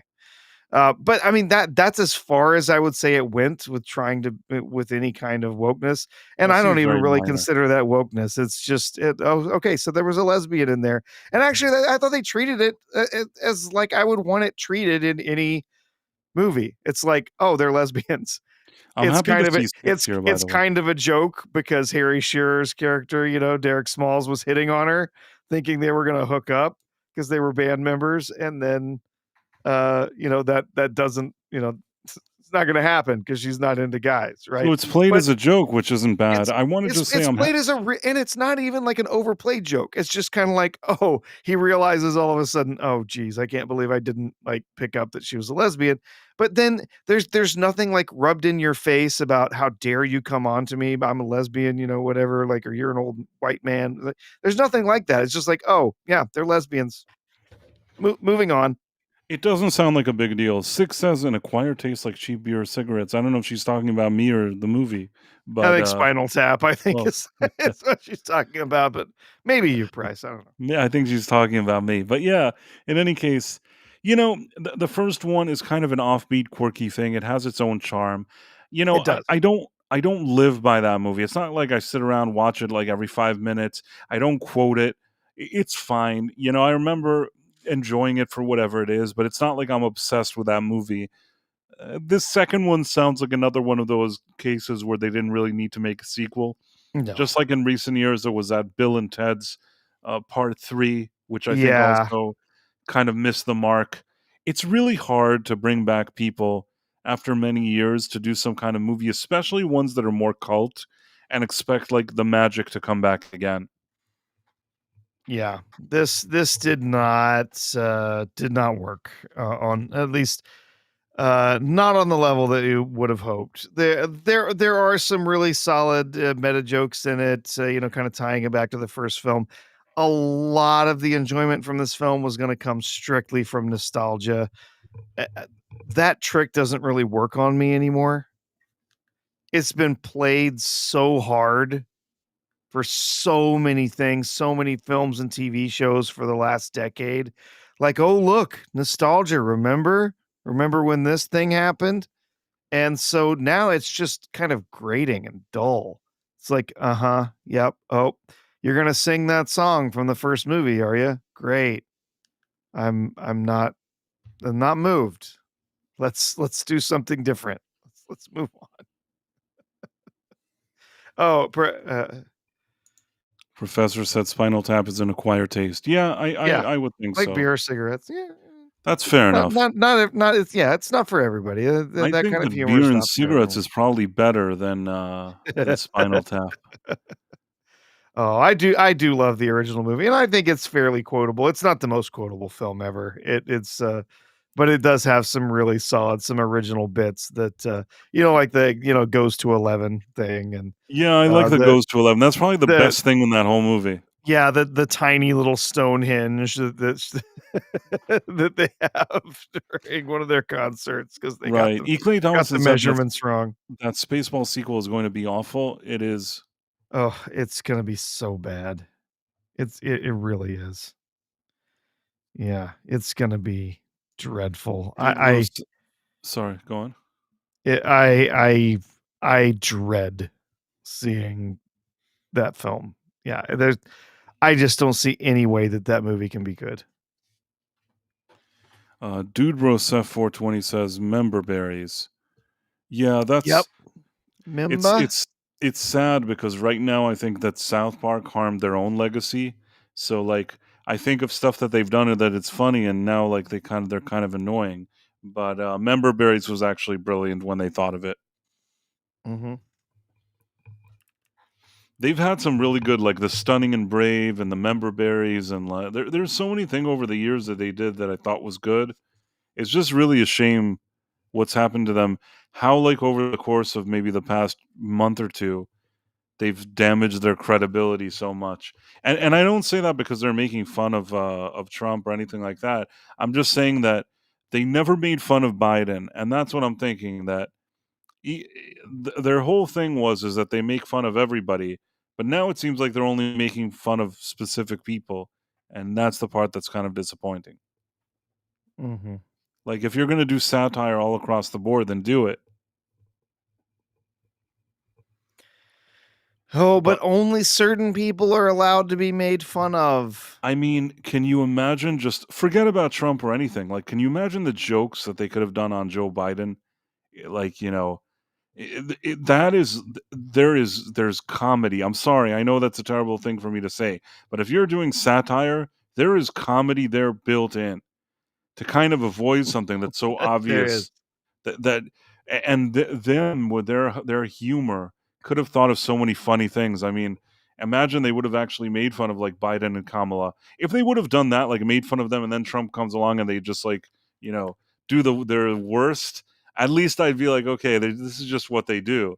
But they kind of let those guys off the hook. That's all I'm saying. Yep. Someone was where did I see this? Oh, Tim Hayes was asking Jason Webster if he saw the Simpsons episode with Spinal Tap in it. Yes, the Auto Show, I believe, is the name of that episode. Yes, the little cameo from Spinal Tap in that is truly hilarious. I never All saw it. hail our deflated Dark Lord. I never actually saw that. Oh no, that's the third season. That's right in the middle of or I guess in the start of the really excellent run of shows for about 5 seasons. Yeah, The season. third season, you say? Yeah, it's one of the I last can't. few episodes of the third season. If I remember. Oh wait, I think we have more. We have another one from the Dead Man. Oh, did we? Oh, Hold on one second. Let me see if I can find it. Only the best technology here at the Night Owl. Going to share this now. So it says, "I love it when a plan comes together."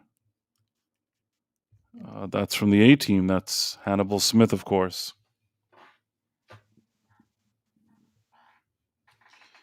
Jason Webster said all the politicians today make Spin City look like a documentary.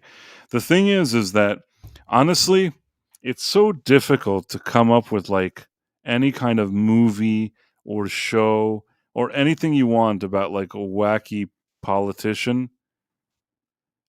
Once you have like Trump as the president, it's really hard to top that with anything.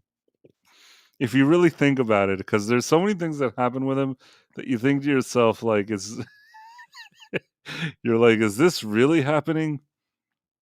Do you get what I'm trying to say? mm-hmm. Uh, it's just it is what it is. And somehow when he's around, like bonkers things happen that you didn't think would happen. Mm-hmm. It kind of bends the fabric of reality. So yeah, now imagine trying to do a show or a movie. Back in the day, I'm trying to think, they did like The American President with Michael Douglas. You look at that today, it's like it's implausible. You know what I mean? Yeah, yeah. And then, well, They, they had other. they had Dave. Yeah, there He's was like Racing Dave. Dave and all that stuff. Yeah, This is all like tame, and like very vanilla compared to what's really happening. The only thing that kind of it reminds me, you know how there was the movie King Ralph with John Goodman? yeah. He becomes the king of England, and he's like an American Mhm. from he plays like piano in Vegas or something. And that movie is supposed to show like a guy who's completely a fish out of water, that they let him have that crown, and like how crazy he is. And I'm telling you again, if you watch that and kind of compare it to Trump, still vanilla. Even though it's the king and it's not the president of the US, still vanilla though.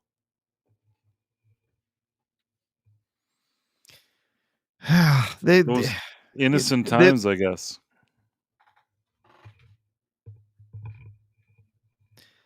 six was saying that they did make fun of Biden. I literally don't remember anywhere where they made fun of Biden. They might have made passing references to him.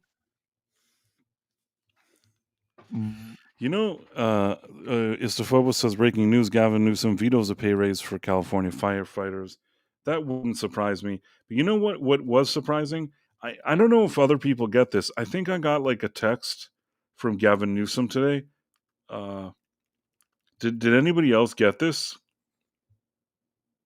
no.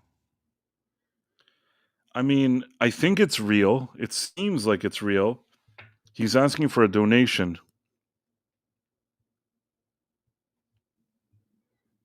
Hmm. Let me see if I can find this.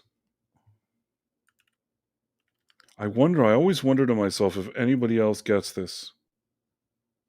You don't get texts from Gavin Newsom? No.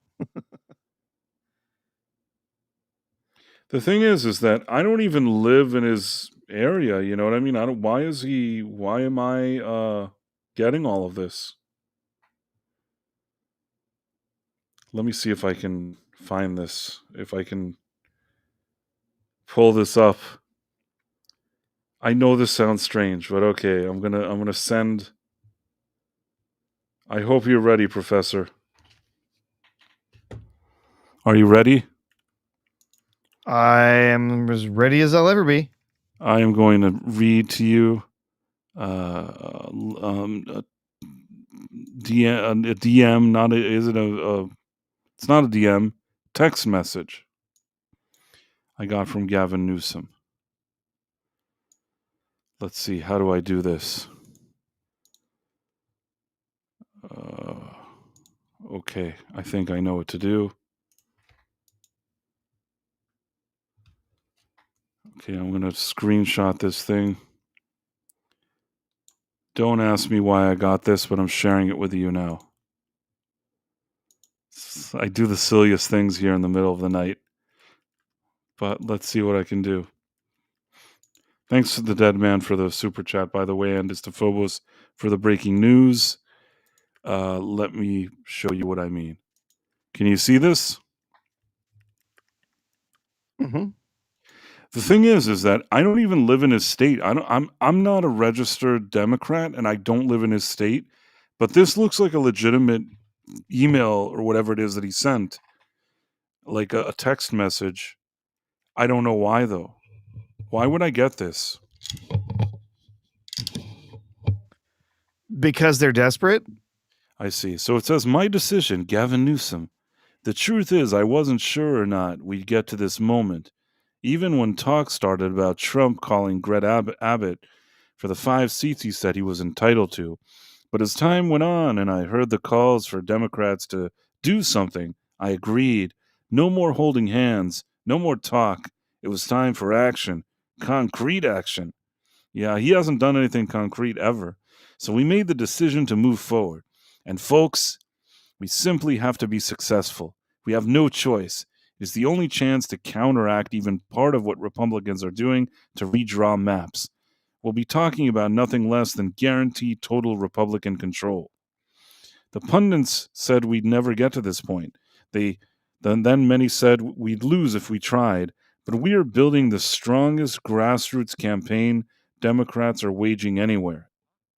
And if we're in this together, we're going to win. But I can't do it alone, so I am asking, please make a contribution to help me pass the Election Rigging Response Act in California. Any amount that works for you today. We just need people to give what they can when they can. It will all add up. Thank you for being a part of this team. Gavin Newsom, paid for by the Stop Election Rigging, top funder, Fund for Policy Reform. I don't know, just very strange. Did anybody else get this, or I'm the only person that got this stupid thing? I thought somebody would be like, "Hey, like I got it too." Yeah, Not me. Fandom Outsider said he's going for the knitted puppet vote. Yeah, I don't know what to tell you. I don't know why I got it. I was so surprised. I'm like, I wanted to answer him and tell him, "Dude, like, don't send me don't send me this crap." But I know he's not gonna see it, you know? It's not really that he sent it to me personally, at least I don't think he did.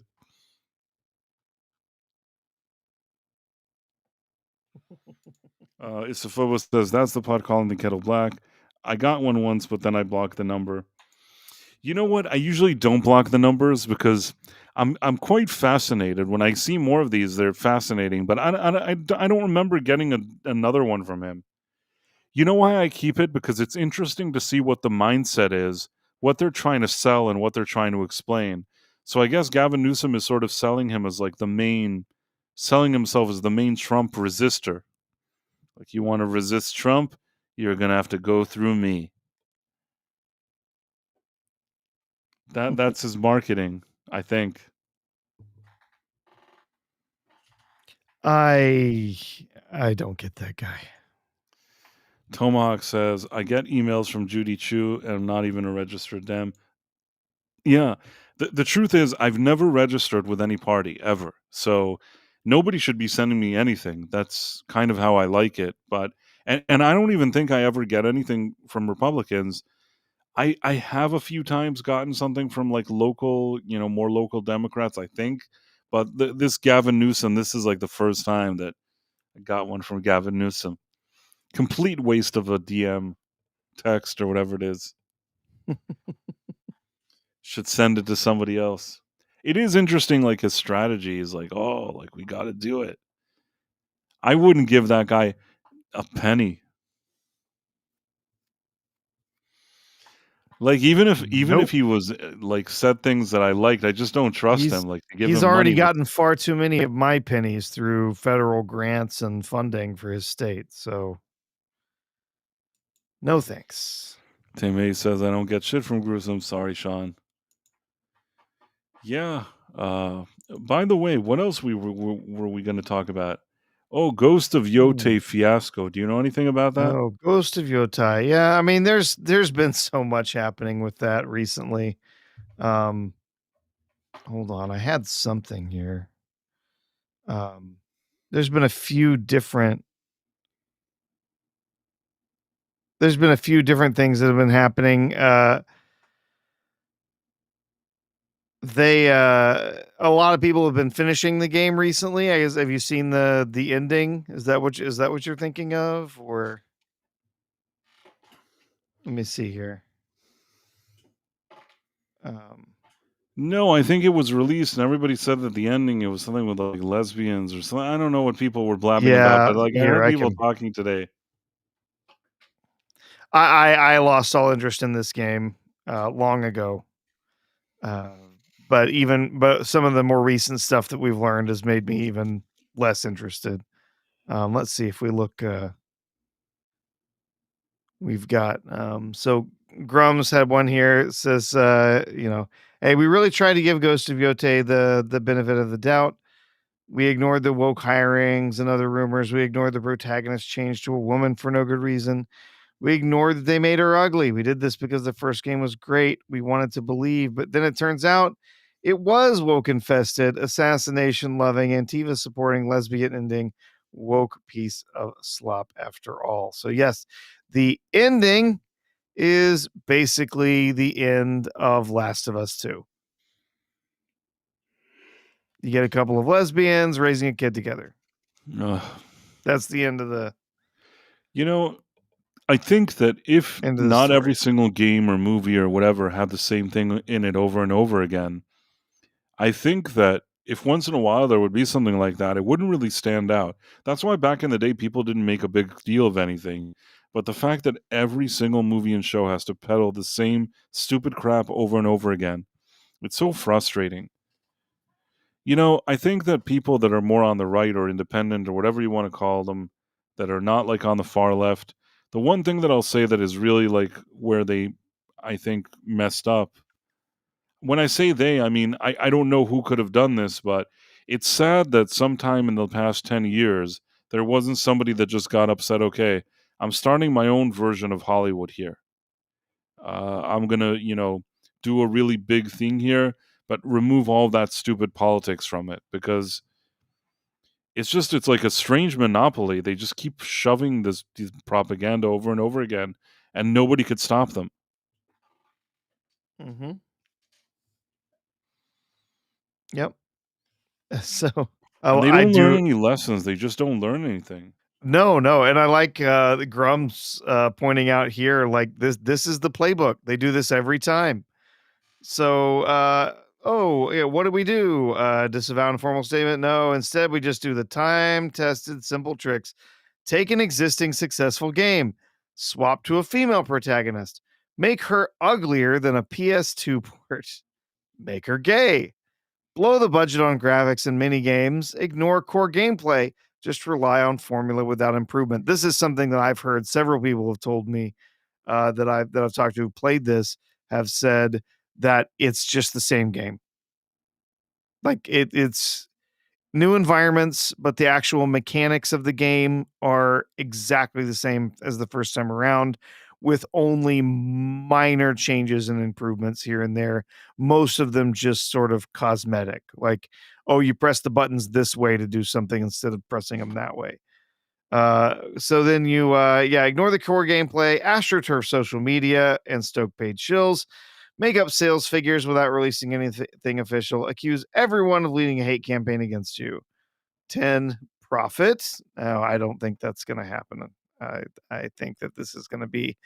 I think it will sell. It has sold.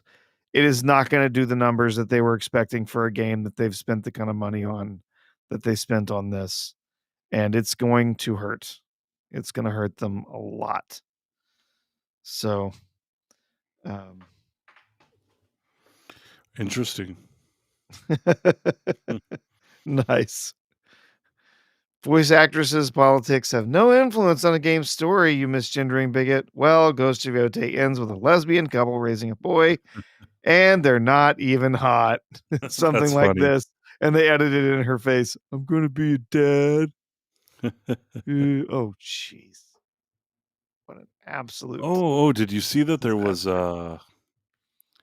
there was a trailer for The Witcher? Did you see that? Oh, no, I didn't. It's like I was so bored I could barely get through the trailer. It's just it feels like there's no point in making that show anymore. No, I mean, they lost their main draw with Cavill. He's gone. And it sounds like the writers have all want they all want to make the women the protagonists now. So I never started watching it. I've never been sort of in, connected to the Witcher universe. Interested. I have a couple that I think I have two of the games that I have through Steam or something like that, and I'm told the games are really excellent. I have not had the opportunity to pick them up I and started give them a watching the try. show initially, and the first season was it had its flaws, but I rather enjoyed it for whatever it was. Second season already like significant dip. Third season just went off a cliff completely, and this thing now is just there's no point. It's just this is just like flushing money down the toilet. I think.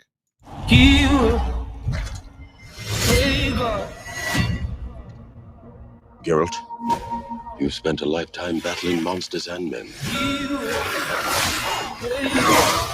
Your entire being is dedicated to finding someone who you fear you failed. You're Ciri. Always lost, never found. She's not who she says she is. None of us are. We are joining Geralt across the continent to reclaim her. What a company I've ended up with.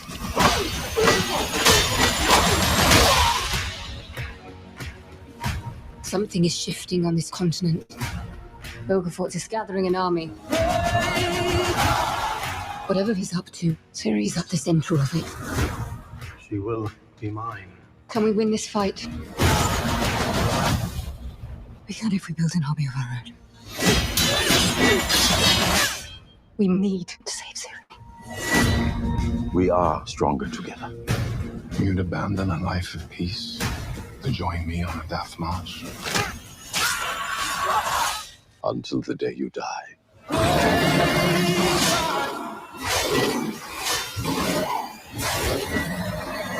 You did not mention anything about an ominous graveyard of death. Let's fucking move! What if I can't save her? Will humanity survive another day? Saving someone is the most important job.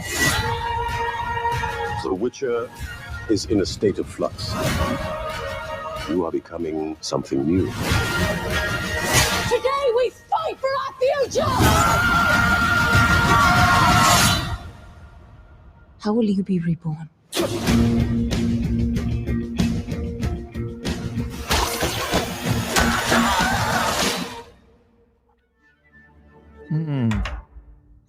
Well, even if I weren't, or even if I were into the Witcher, I'm not sure that would look interesting. It certainly doesn't from my perspective. Looks pretty dull and formulaic. And of course, nonstop girl bosses. Like every 5 seconds, we got to show what badasses the girls are. Basically, I had trouble even making it through the trailer. Yeah. It's very, very dull. You know, like it's like, oh, look, another action scene where he slices people.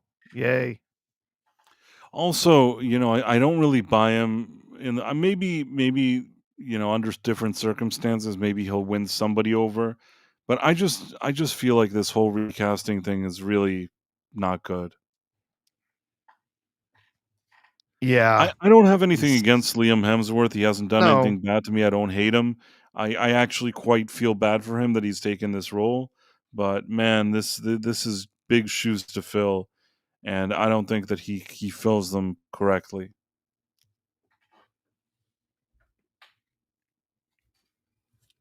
He seems like the candy ass version of The Witcher. I know that's a terrible thing. It's a terrible thing for me to say. What were you going to say? He's changing. He's transforming into something else. He's transitioning. Tomahawk 511. It says, has anyone seen the 28 Years Later trailer for Bone Temple? I don't even know what that is. Well, they just came out with 28 Years Later. The follow-up to that is 28 Years Later, The Bone Temple. It's supposed to continue on that story. The second one, though, is being directed by Nia DaCosta, or was directed by Nia DaCosta. Oh, that's DOA. It's gotta be, right? Yeah. I wonder. Is there a new trailer for that? I hadn't heard anything about it.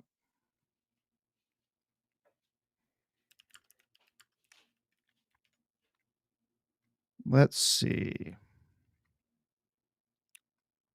I see one from a month ago.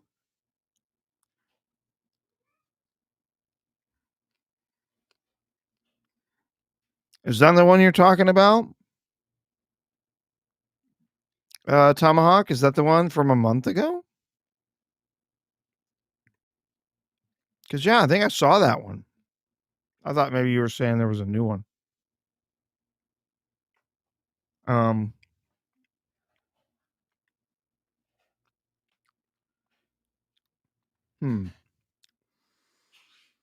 No, that's the only one I'm coming up with. Here, we can take a look at it for a minute.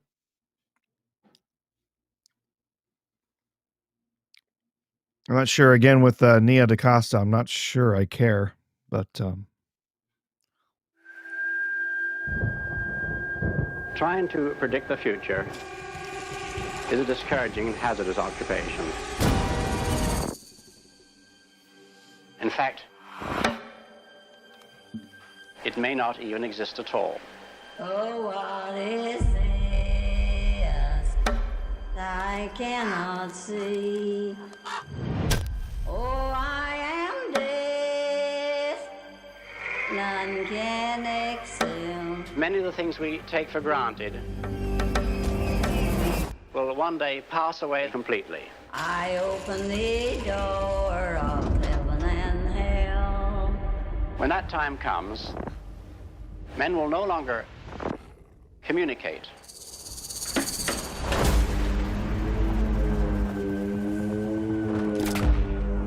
We may have diseases and barbarism.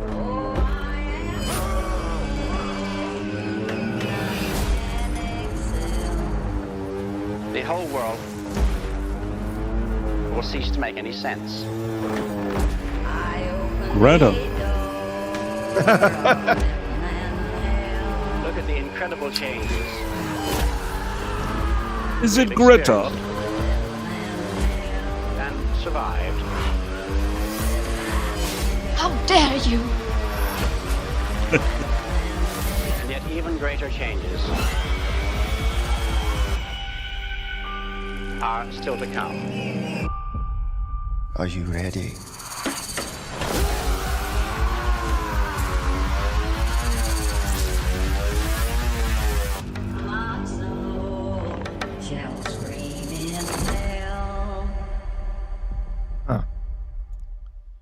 Meh.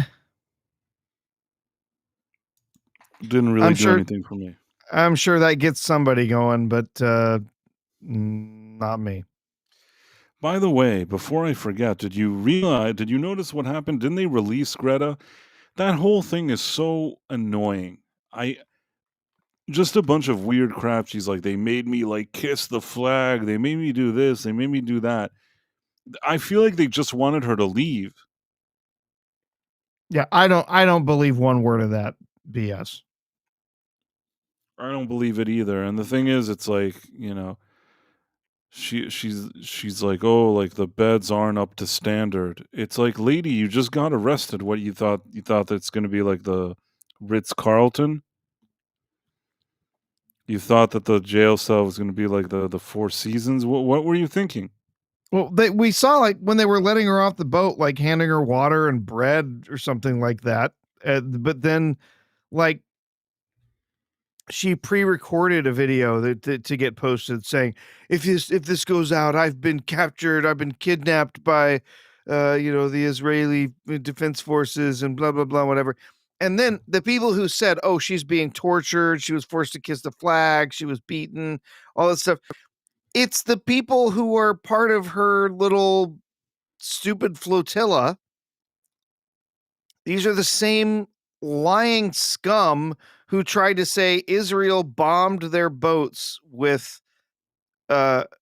with drones or something, when Right. what actually happened was these dumbasses set off a flare gun and set their own boat on fire.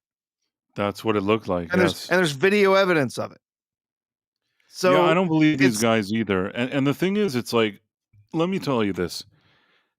Knowing that everybody's looking at this and all she does is just these kind of provocations, I don't think that like Israel would be like, oh, we were now like forcing you to kiss our flag.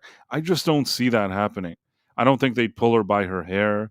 I don't think that they'd force her to kiss a flag. None of this makes any logical sense. It seems to me like they just wanted her to leave as soon as possible and just to get rid of her. They even ended up paying, I think, for flights for all these weirdos to leave. And it's like the second time that they've Yeah. had to cover flights for these jerks to leave. Yep. They pick them up, they ship them out, get out, you're gone. Yeah, I don't know. Greta Thunberg is just this is some kind of. I'm sorry, I'm using this word again. It's some kind of grift. Her parents get money or something. I've never believed in this thing. I don't believe it in now. She said she liked climate, but then that didn't pay. So I guess she said she liked gay people, but that didn't pay. And then I guess there is money these days that'll pay you if you'll say whatever she says. And she found the right people that'll pay her, and now she's doing this. That's my only explanation. Either that, or she's like mentally ill. I think she's just tied up completely in her own BS, right? She's just completely up in her head about all of this stuff. Of course, a lot of people have been talking about this stuff today, Price. I don't want to get too far into it, but of course, we are on the or were when we got started tonight, on the anniversary of the original attack that was perpetrated on parts of Israel by Hamas, and yeah, so a lot of people have been talking about it today. Lots of people making excuses one way or the other, and I'm so tired of it. It's it's a genocide, whatever. Ge- They picked this fight. They they started this, right? They pick the fight, and the other thing I'll say is, if it was in fact what they say it is, then the amount of citizens that are there now versus the ones that were there 2 years ago. Wouldn't be there. Right. I Yeah. mean, basically, first of all, a lot of the numbers that somebody even says, like what happened to people and whatever, you're getting this from Hamas, so you really don't know if it's true. They also count people that are their own militants, which really, that's, and there were a lot of militants that have been killed. So really hard to even evaluate those numbers. At the end of the day, an army that keeps like sending like leaflets and to asking people to leave and doing things like that, I don't think that that qualifies. I really just I don't think it does. And in the one thing I'll say is, and like you said, you can criticize everybody in a war. You could criticize. It's not like you can't criticize this side or that side or whatever it is, but all I know is that most of the time, I rarely see anybody criticizing Hamas. Like, most of the time, everybody's just condoning what they did and what they Yeah. do, twisting historical facts, making it seem, "Oh, like, they were under this occupation, they were this." Basically, Israel gave them the keys years ago, hoping that they'd just be able to do something good there, and all they Mhm. do is the opposite of that, so. Yeah. They've just used that as a staging ground to do more terrorism, Yeah. and it's deeply unfortunate. I honestly I feel genuinely bad for many of the people in that area. Their lives are completely controlled by Hamas, who is an Islamist organization. It is not representative of all of Islam, all of the Muslims there. It is, it's radical, it is violent, and they use a lot of very disgusting tactics, like placing their, placing their arms, placing their soldiers and stuff in areas that they know it's going to get civilians injured, and it's incredibly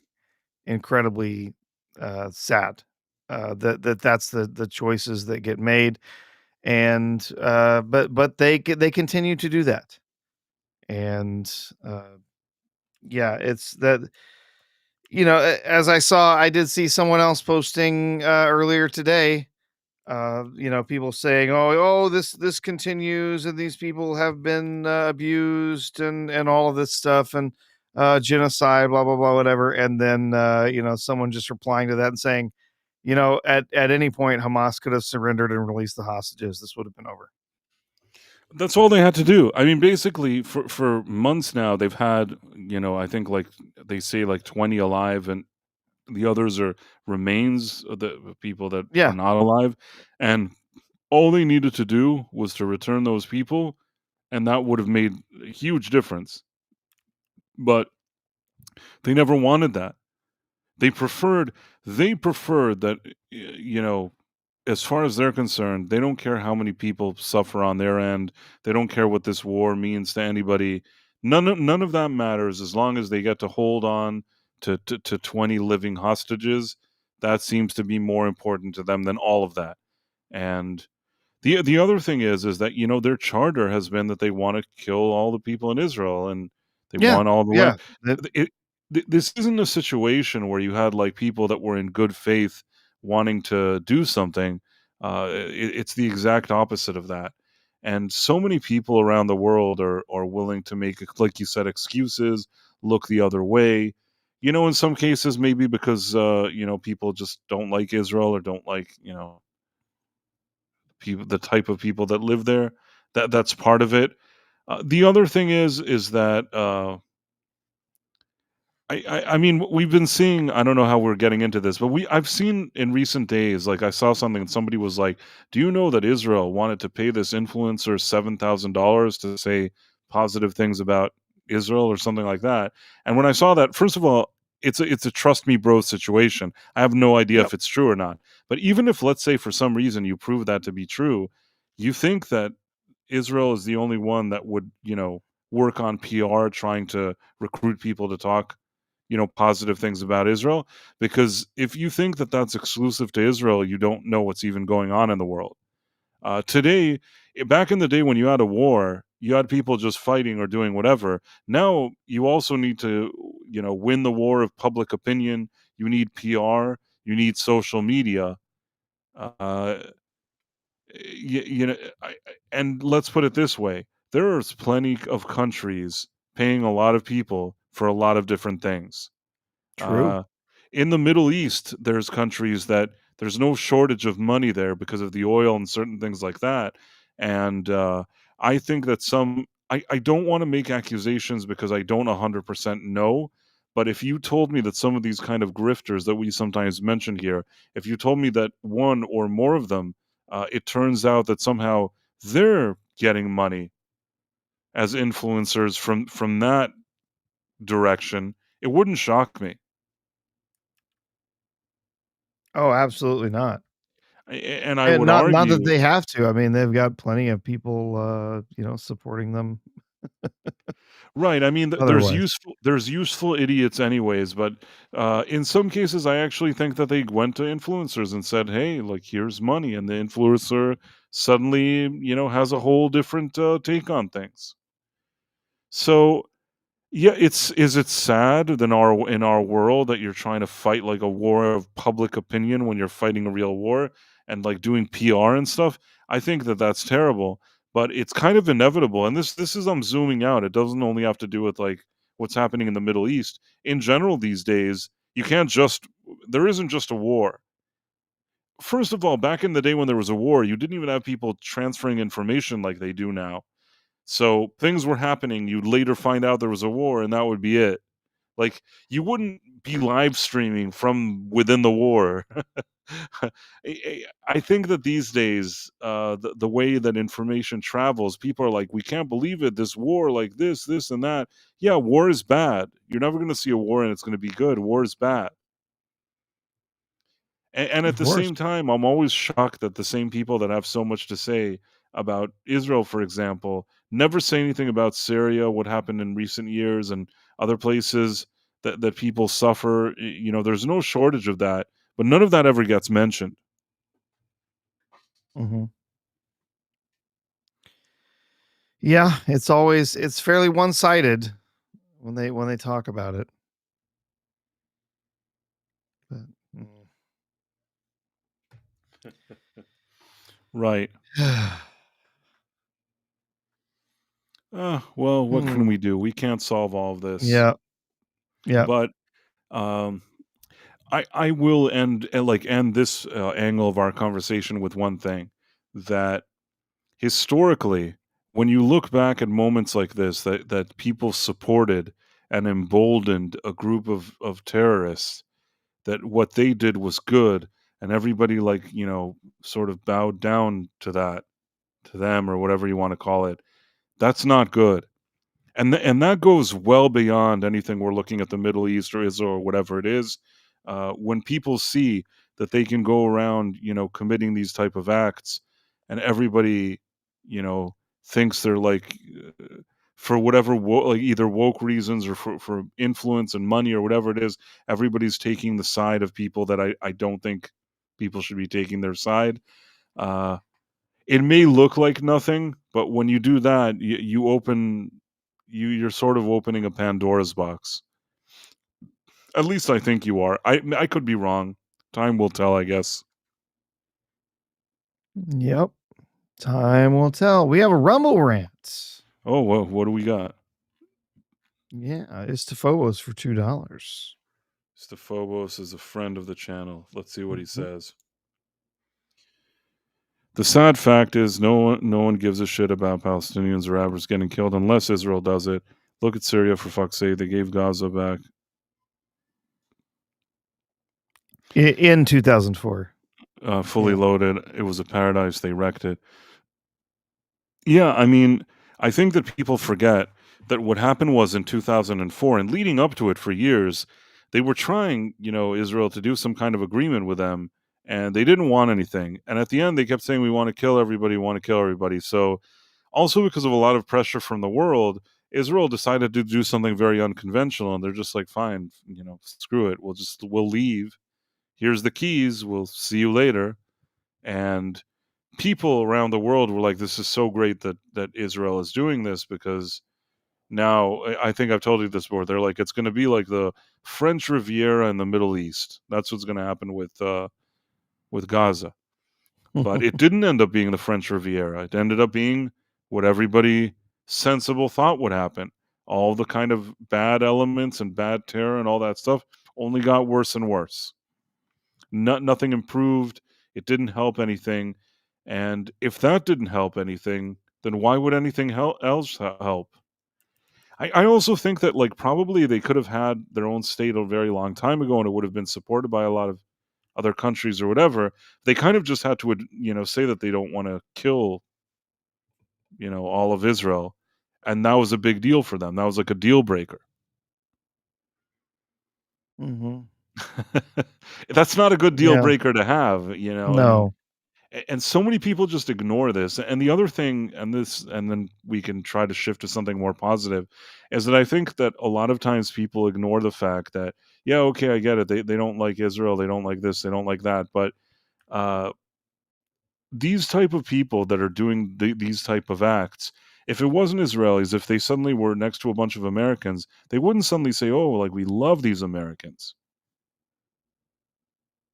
Hmm. Like if they suddenly saw Christians, they wouldn't be like, "Oh, we love Christians. Or we love this. We love that."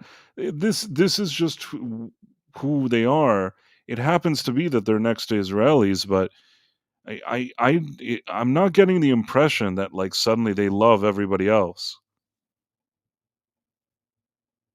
Of course. And that's why like when you see all these kind of gays for Gaza and all these weird things, it's just it's people that are just stupid. It's almost like Mm-hmm. whatever we're seeing is almost like a parody, like that all these organizations and groups are all like woke and want to support terrorists. It's the most bizarre thing. It's like a joke that you'd see in a movie, but and it reminds me of Team America World Police actually from years ago. It reminds me of those celebrities that ended up like buddy buddy with like Kim Jong Un because they're so stupid. This is really playing out in real time, and people just don't realize it, and that's a concern. But it is what it is. Maybe one day somebody will see it differently. Maybe they won't. Who knows?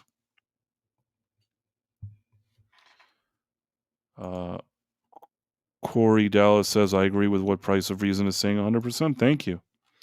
You're the first person you're the first person that's ever agreed with me." Pure blood-based berserker. They executed over people by throwing them from buildings.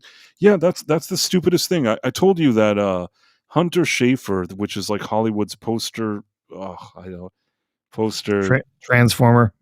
Transformer. Yeah. When they're not transformering at events, they go to all the protests to protest, like because it's like I guess like trans for Palestine or something. And man, that does not make any sense to me. It does not make any sense. If you're trying to like protest for a place that would not welcome you, and when I say would not welcome you, that's a very mild way to explain the type of welcome you'd get. But Mm-mm. I don't know, people just that it's bizarre and it doesn't make any logical sense to me. But I don't know. We'll see what happens. With all that being said, if there was a way to, end this war, I wouldn't think that would be bad at this point. I mean, if nothing else, it would be nice if those hostages were returned. Absolutely. Yeah. That needs to happen a long time ago. That they've been held for so long is well, it's the reason this has continued on for so long. So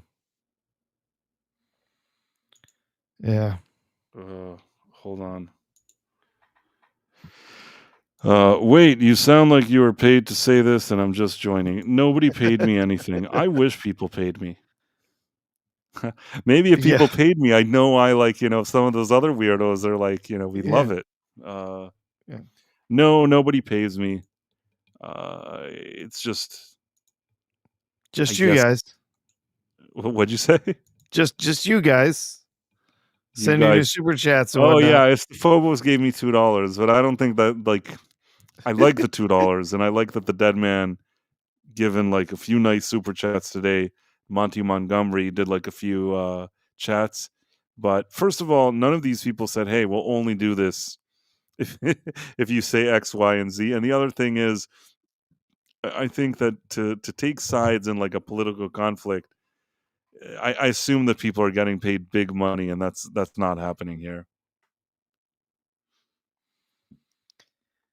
Oh, no. Gosh, there Corey was Dallas says something Qatar else I spent was going to mention. approximately $100 billion to establish its influence in Congress, universities, media, think tanks, and corporations. What does it want in return? Obviously, Yeah, it wants influence. It wants consideration. It wants to be treated nicely. There's lots of countries that spend that kind of money. It doesn't necessarily mean China that they're, probably China spends an enormous amount of money. Doesn't necessarily mean they have control over people, but it does mean that it buys them favors, right? buys them And favors for so, sure. yeah, I it, mean, I generally think that there's too much lobbying going on. There's too much lobbyist groups and things like that. There are too many, donations and too much stuff going on. We've talked about it before. I think that when the with the founding fathers put together this country, I don't think that they expected whatever we're seeing today. It doesn't feel like what we see today, even with all this money flying around from all different directions. I don't know that that's what they intended. I think they had other things in mind, and somehow the system turned into something else. And sometimes I don't know if that something else is good or not.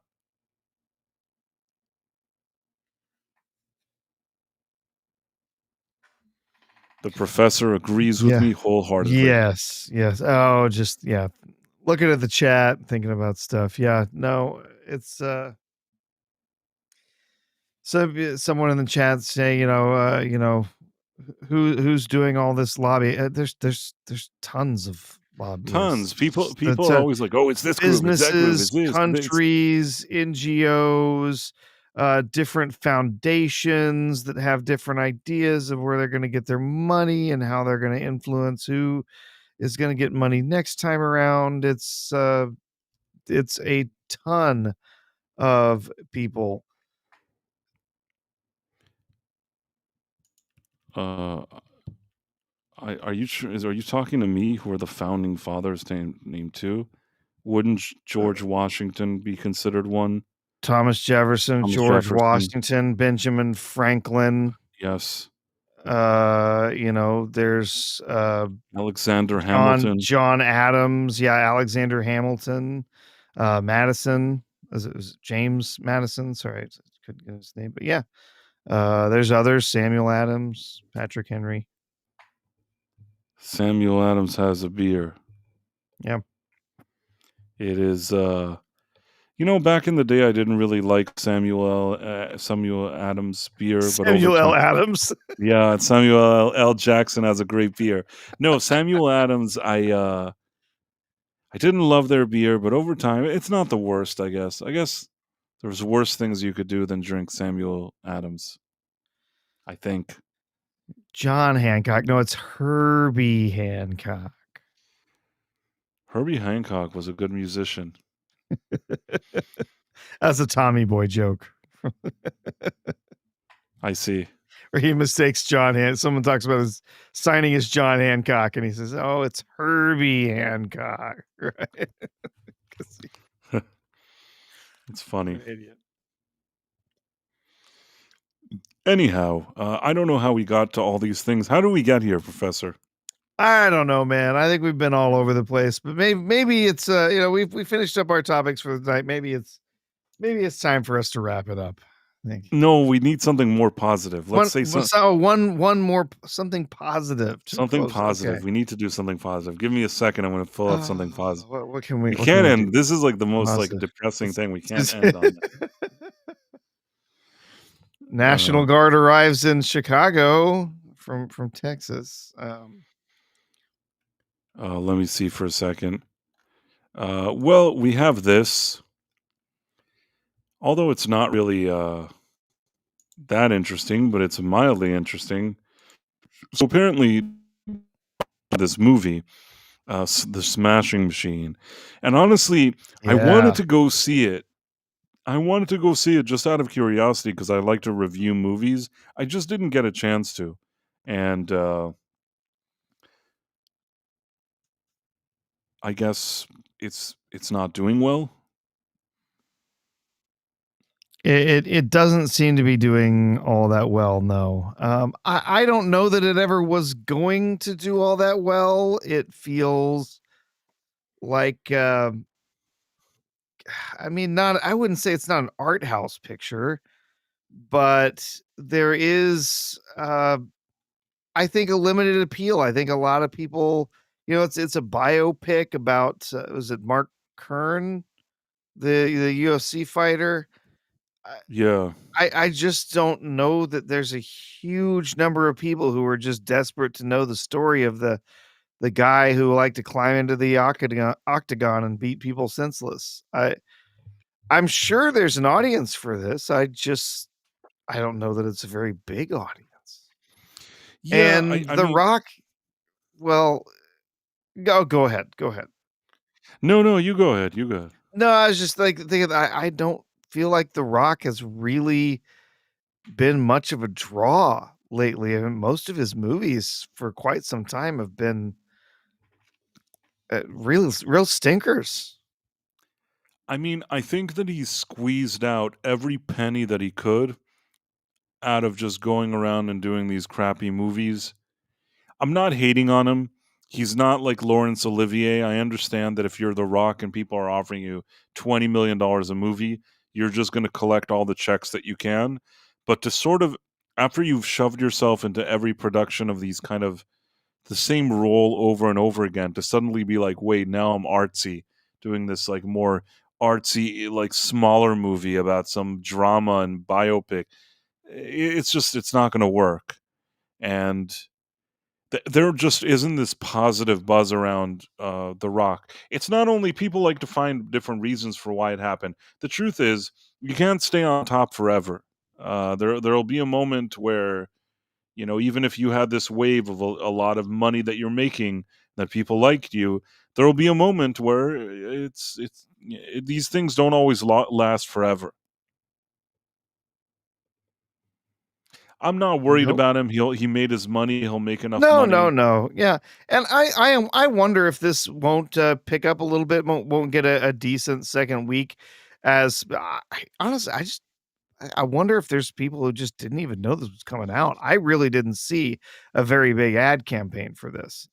I only knew this was coming out just because I'm kind of like in this scene with entertainment and kind of had heard a bunch about it in the months leading up to it. But I don't know that there's a lot of, I hate to say normies, but you know what I mean? Like just the typical average audience that even really knew that this was coming or what it was about. Another thing is that even if somebody saw a commercial for it in between wherever they showed it, he doesn't look like The Rock in it. You know what I mean? They're like, "Oh, it's like The Rock." But people that, let's say there's people that actually go see movies with The Rock, they're not going to look at him look different and try to play some guy in a more dramatic role. They don't care about that. They would have had more of a chance to make their money back if you saw him walking around in the commercial with this big machine gun, just firing in all directions and blowing things up. You may have had more of a chance. And Mhm. looking like him. Here, they put hair on him. He looks like a completely different person with all the makeup. Yeah. And like you said, it's not that he made this change for some cool movie that everybody wasn't anticipating.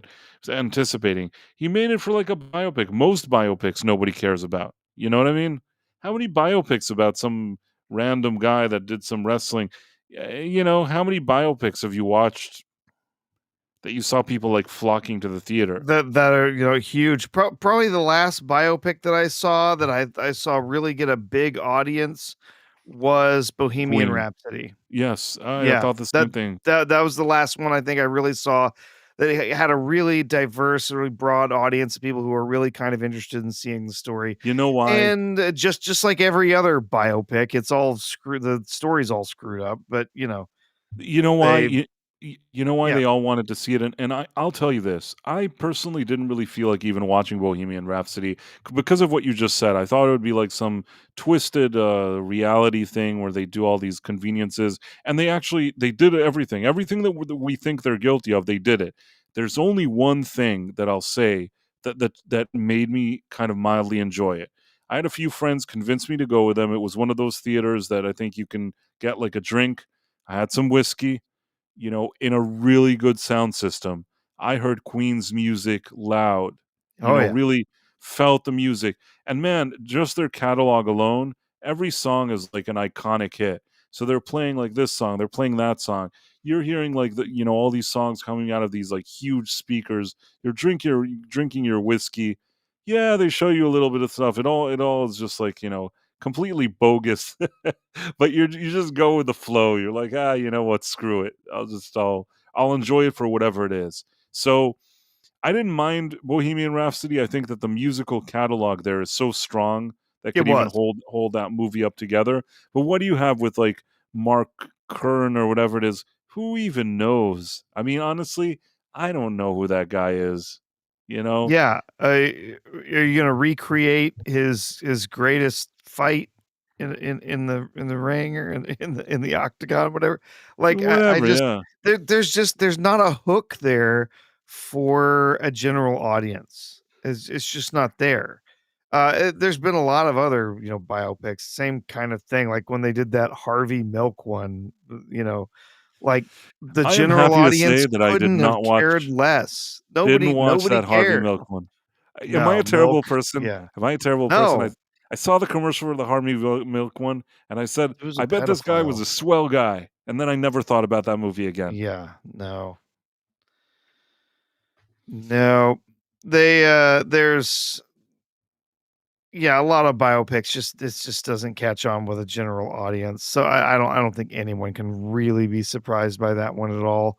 But yeah, you're right. The really like deeply enjoyable part of seeing Bohemian Rhapsody was getting to see more of the or getting to hear the catalog of Queen and see some of the backstory about how they work together. We also got to see sort of the recreation of their performance at Live Aid, which is still considered to be one of the greatest rock live performances ever.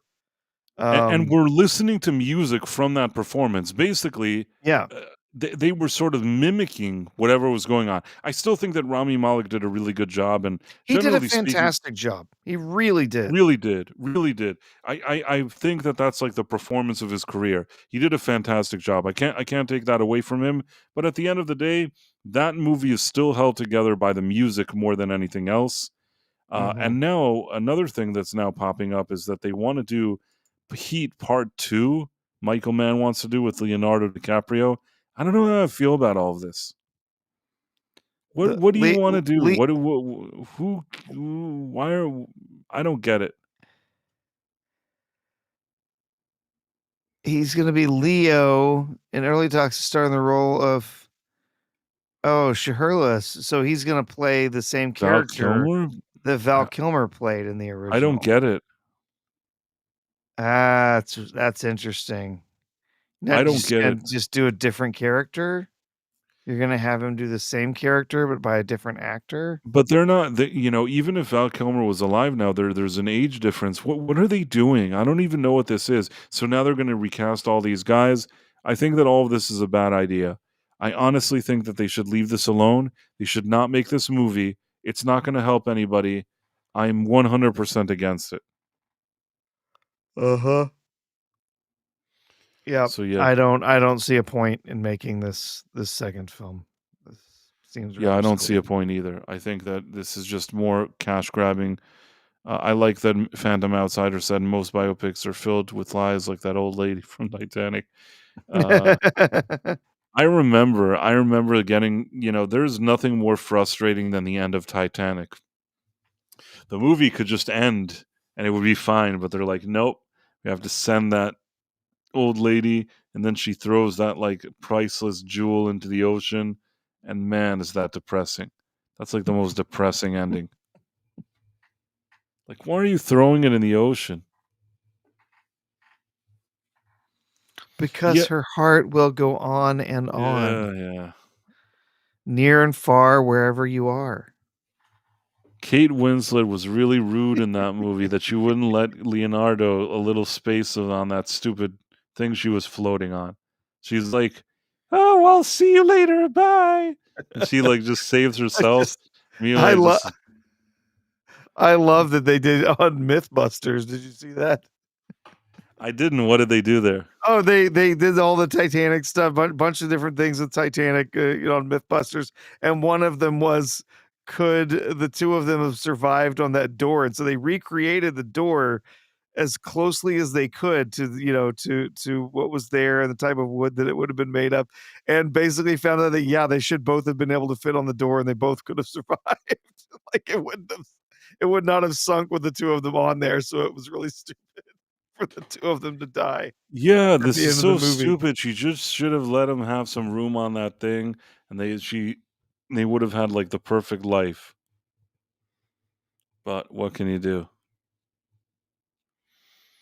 Could have reinvented themselves in the new world Absolutely. outside of the silly classist stuff that they had going on the boat. Yeah, that movie is just so overrated. I'm not gonna say it's a bad movie, it's not, but, it's so overrated, and there's been other movies that uh, more historically accurate films, like A Night to Remember, which was a British film, which James Cameron literally ripped off whole scenes from that movie and just filmed them shot for shot, to make Titanic.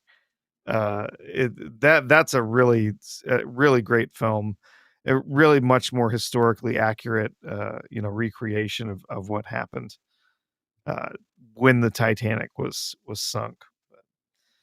Yeah, it's, Yeah, I mean, the it's thing an is okay that movie, it's just yeah. I've never really liked that movie. I saw it once, and I will say this: the part where the ship splits and stuff like that, obviously when that came out, that looked great. That looked Yeah. really, really great. Yeah, it And did. I can't take that away from James Cameron. Visually, he recreated the vibe of that. But anything that has to do with that whole like, love story and all that stuff, so annoying. The whole movie, it's like a soap opera for little girls, and it has some cool stuff with the boat, but barely holds on with with a very flimsy thread, that movie. And even Mhm. that Celine Dion song is annoying. I'm sorry to tell you this, like, yeah, Celine Dion has a good voice, I know. That's fine if you like her, but man, is that song annoying. Well, and it got so badly overplayed Totally, just totally. But everywhere. even the first time I heard it, it kind of annoyed me, and then I had hoped that I'd never hear it again, and then I kept hearing it again. So not my favorite, but it is what it is. I think though now is a good time. Maybe we can start saying some goodbyes. Sure, sure. Here's the first group, and here's another one from Rumble. So on Rumble, we have Corey Dallas, Rogue 12, Bingo Hazmat, Istaphobos, Phantom Monk, Rumbling, Pure Blood Based Berserker, Birdhouse Blues, Hellsboy, the Party, the Humongous of Liberty, Dude Bro Set 420, Cheers, Folsom Lockdown, the Crazy Duck Lady, and Always Be Always bet on red. Okay. And then I guess there's JDSG Gaming, Rabbi Schmeckles Shekels, God, Go Trump USA, and YO Wildman. So thank you all for joining us. Do you want to Yeah. say the YouTube thing? Yeah, over on YouTube, we had, let's see, Alyssa Marie, Awesome One, Breeze Feats, Caleb Levine, E. Clay Thomason, Istphobos, Jason Webster, Jim Noxious, Jonathan Conroy, Justin Channels, Keely Chow, Kendrick Lama, Marla Sharondoff, Monty Montgomery, Phantom Outsider, Ron Donafero popped in for a bit, Samsung, Six, Stephen Mack, The Dead Man, Tim Hayes, Tomahawk 511, Tony Rebecca Gold was Rico. just here. Oh, Rebecca Gold just popped in. Yeah. Track on Wife Goes Boom, Yitis, Zone RJ5. If we missed anybody, sorry. The Rumble was very busy tonight, and so we tried to get everyone we could. And hey there, Ian. Good to see you. And yeah, I don't have anything else for this evening. Some nice conversations, some depressing ones as well. Yeah. That's all right. That's all right. Somebody in the chat was mentioning Dark City. Now I need to go watch that, man. That's a good movie. I picked up the 4K of that not long ago. You ever see that one, Price?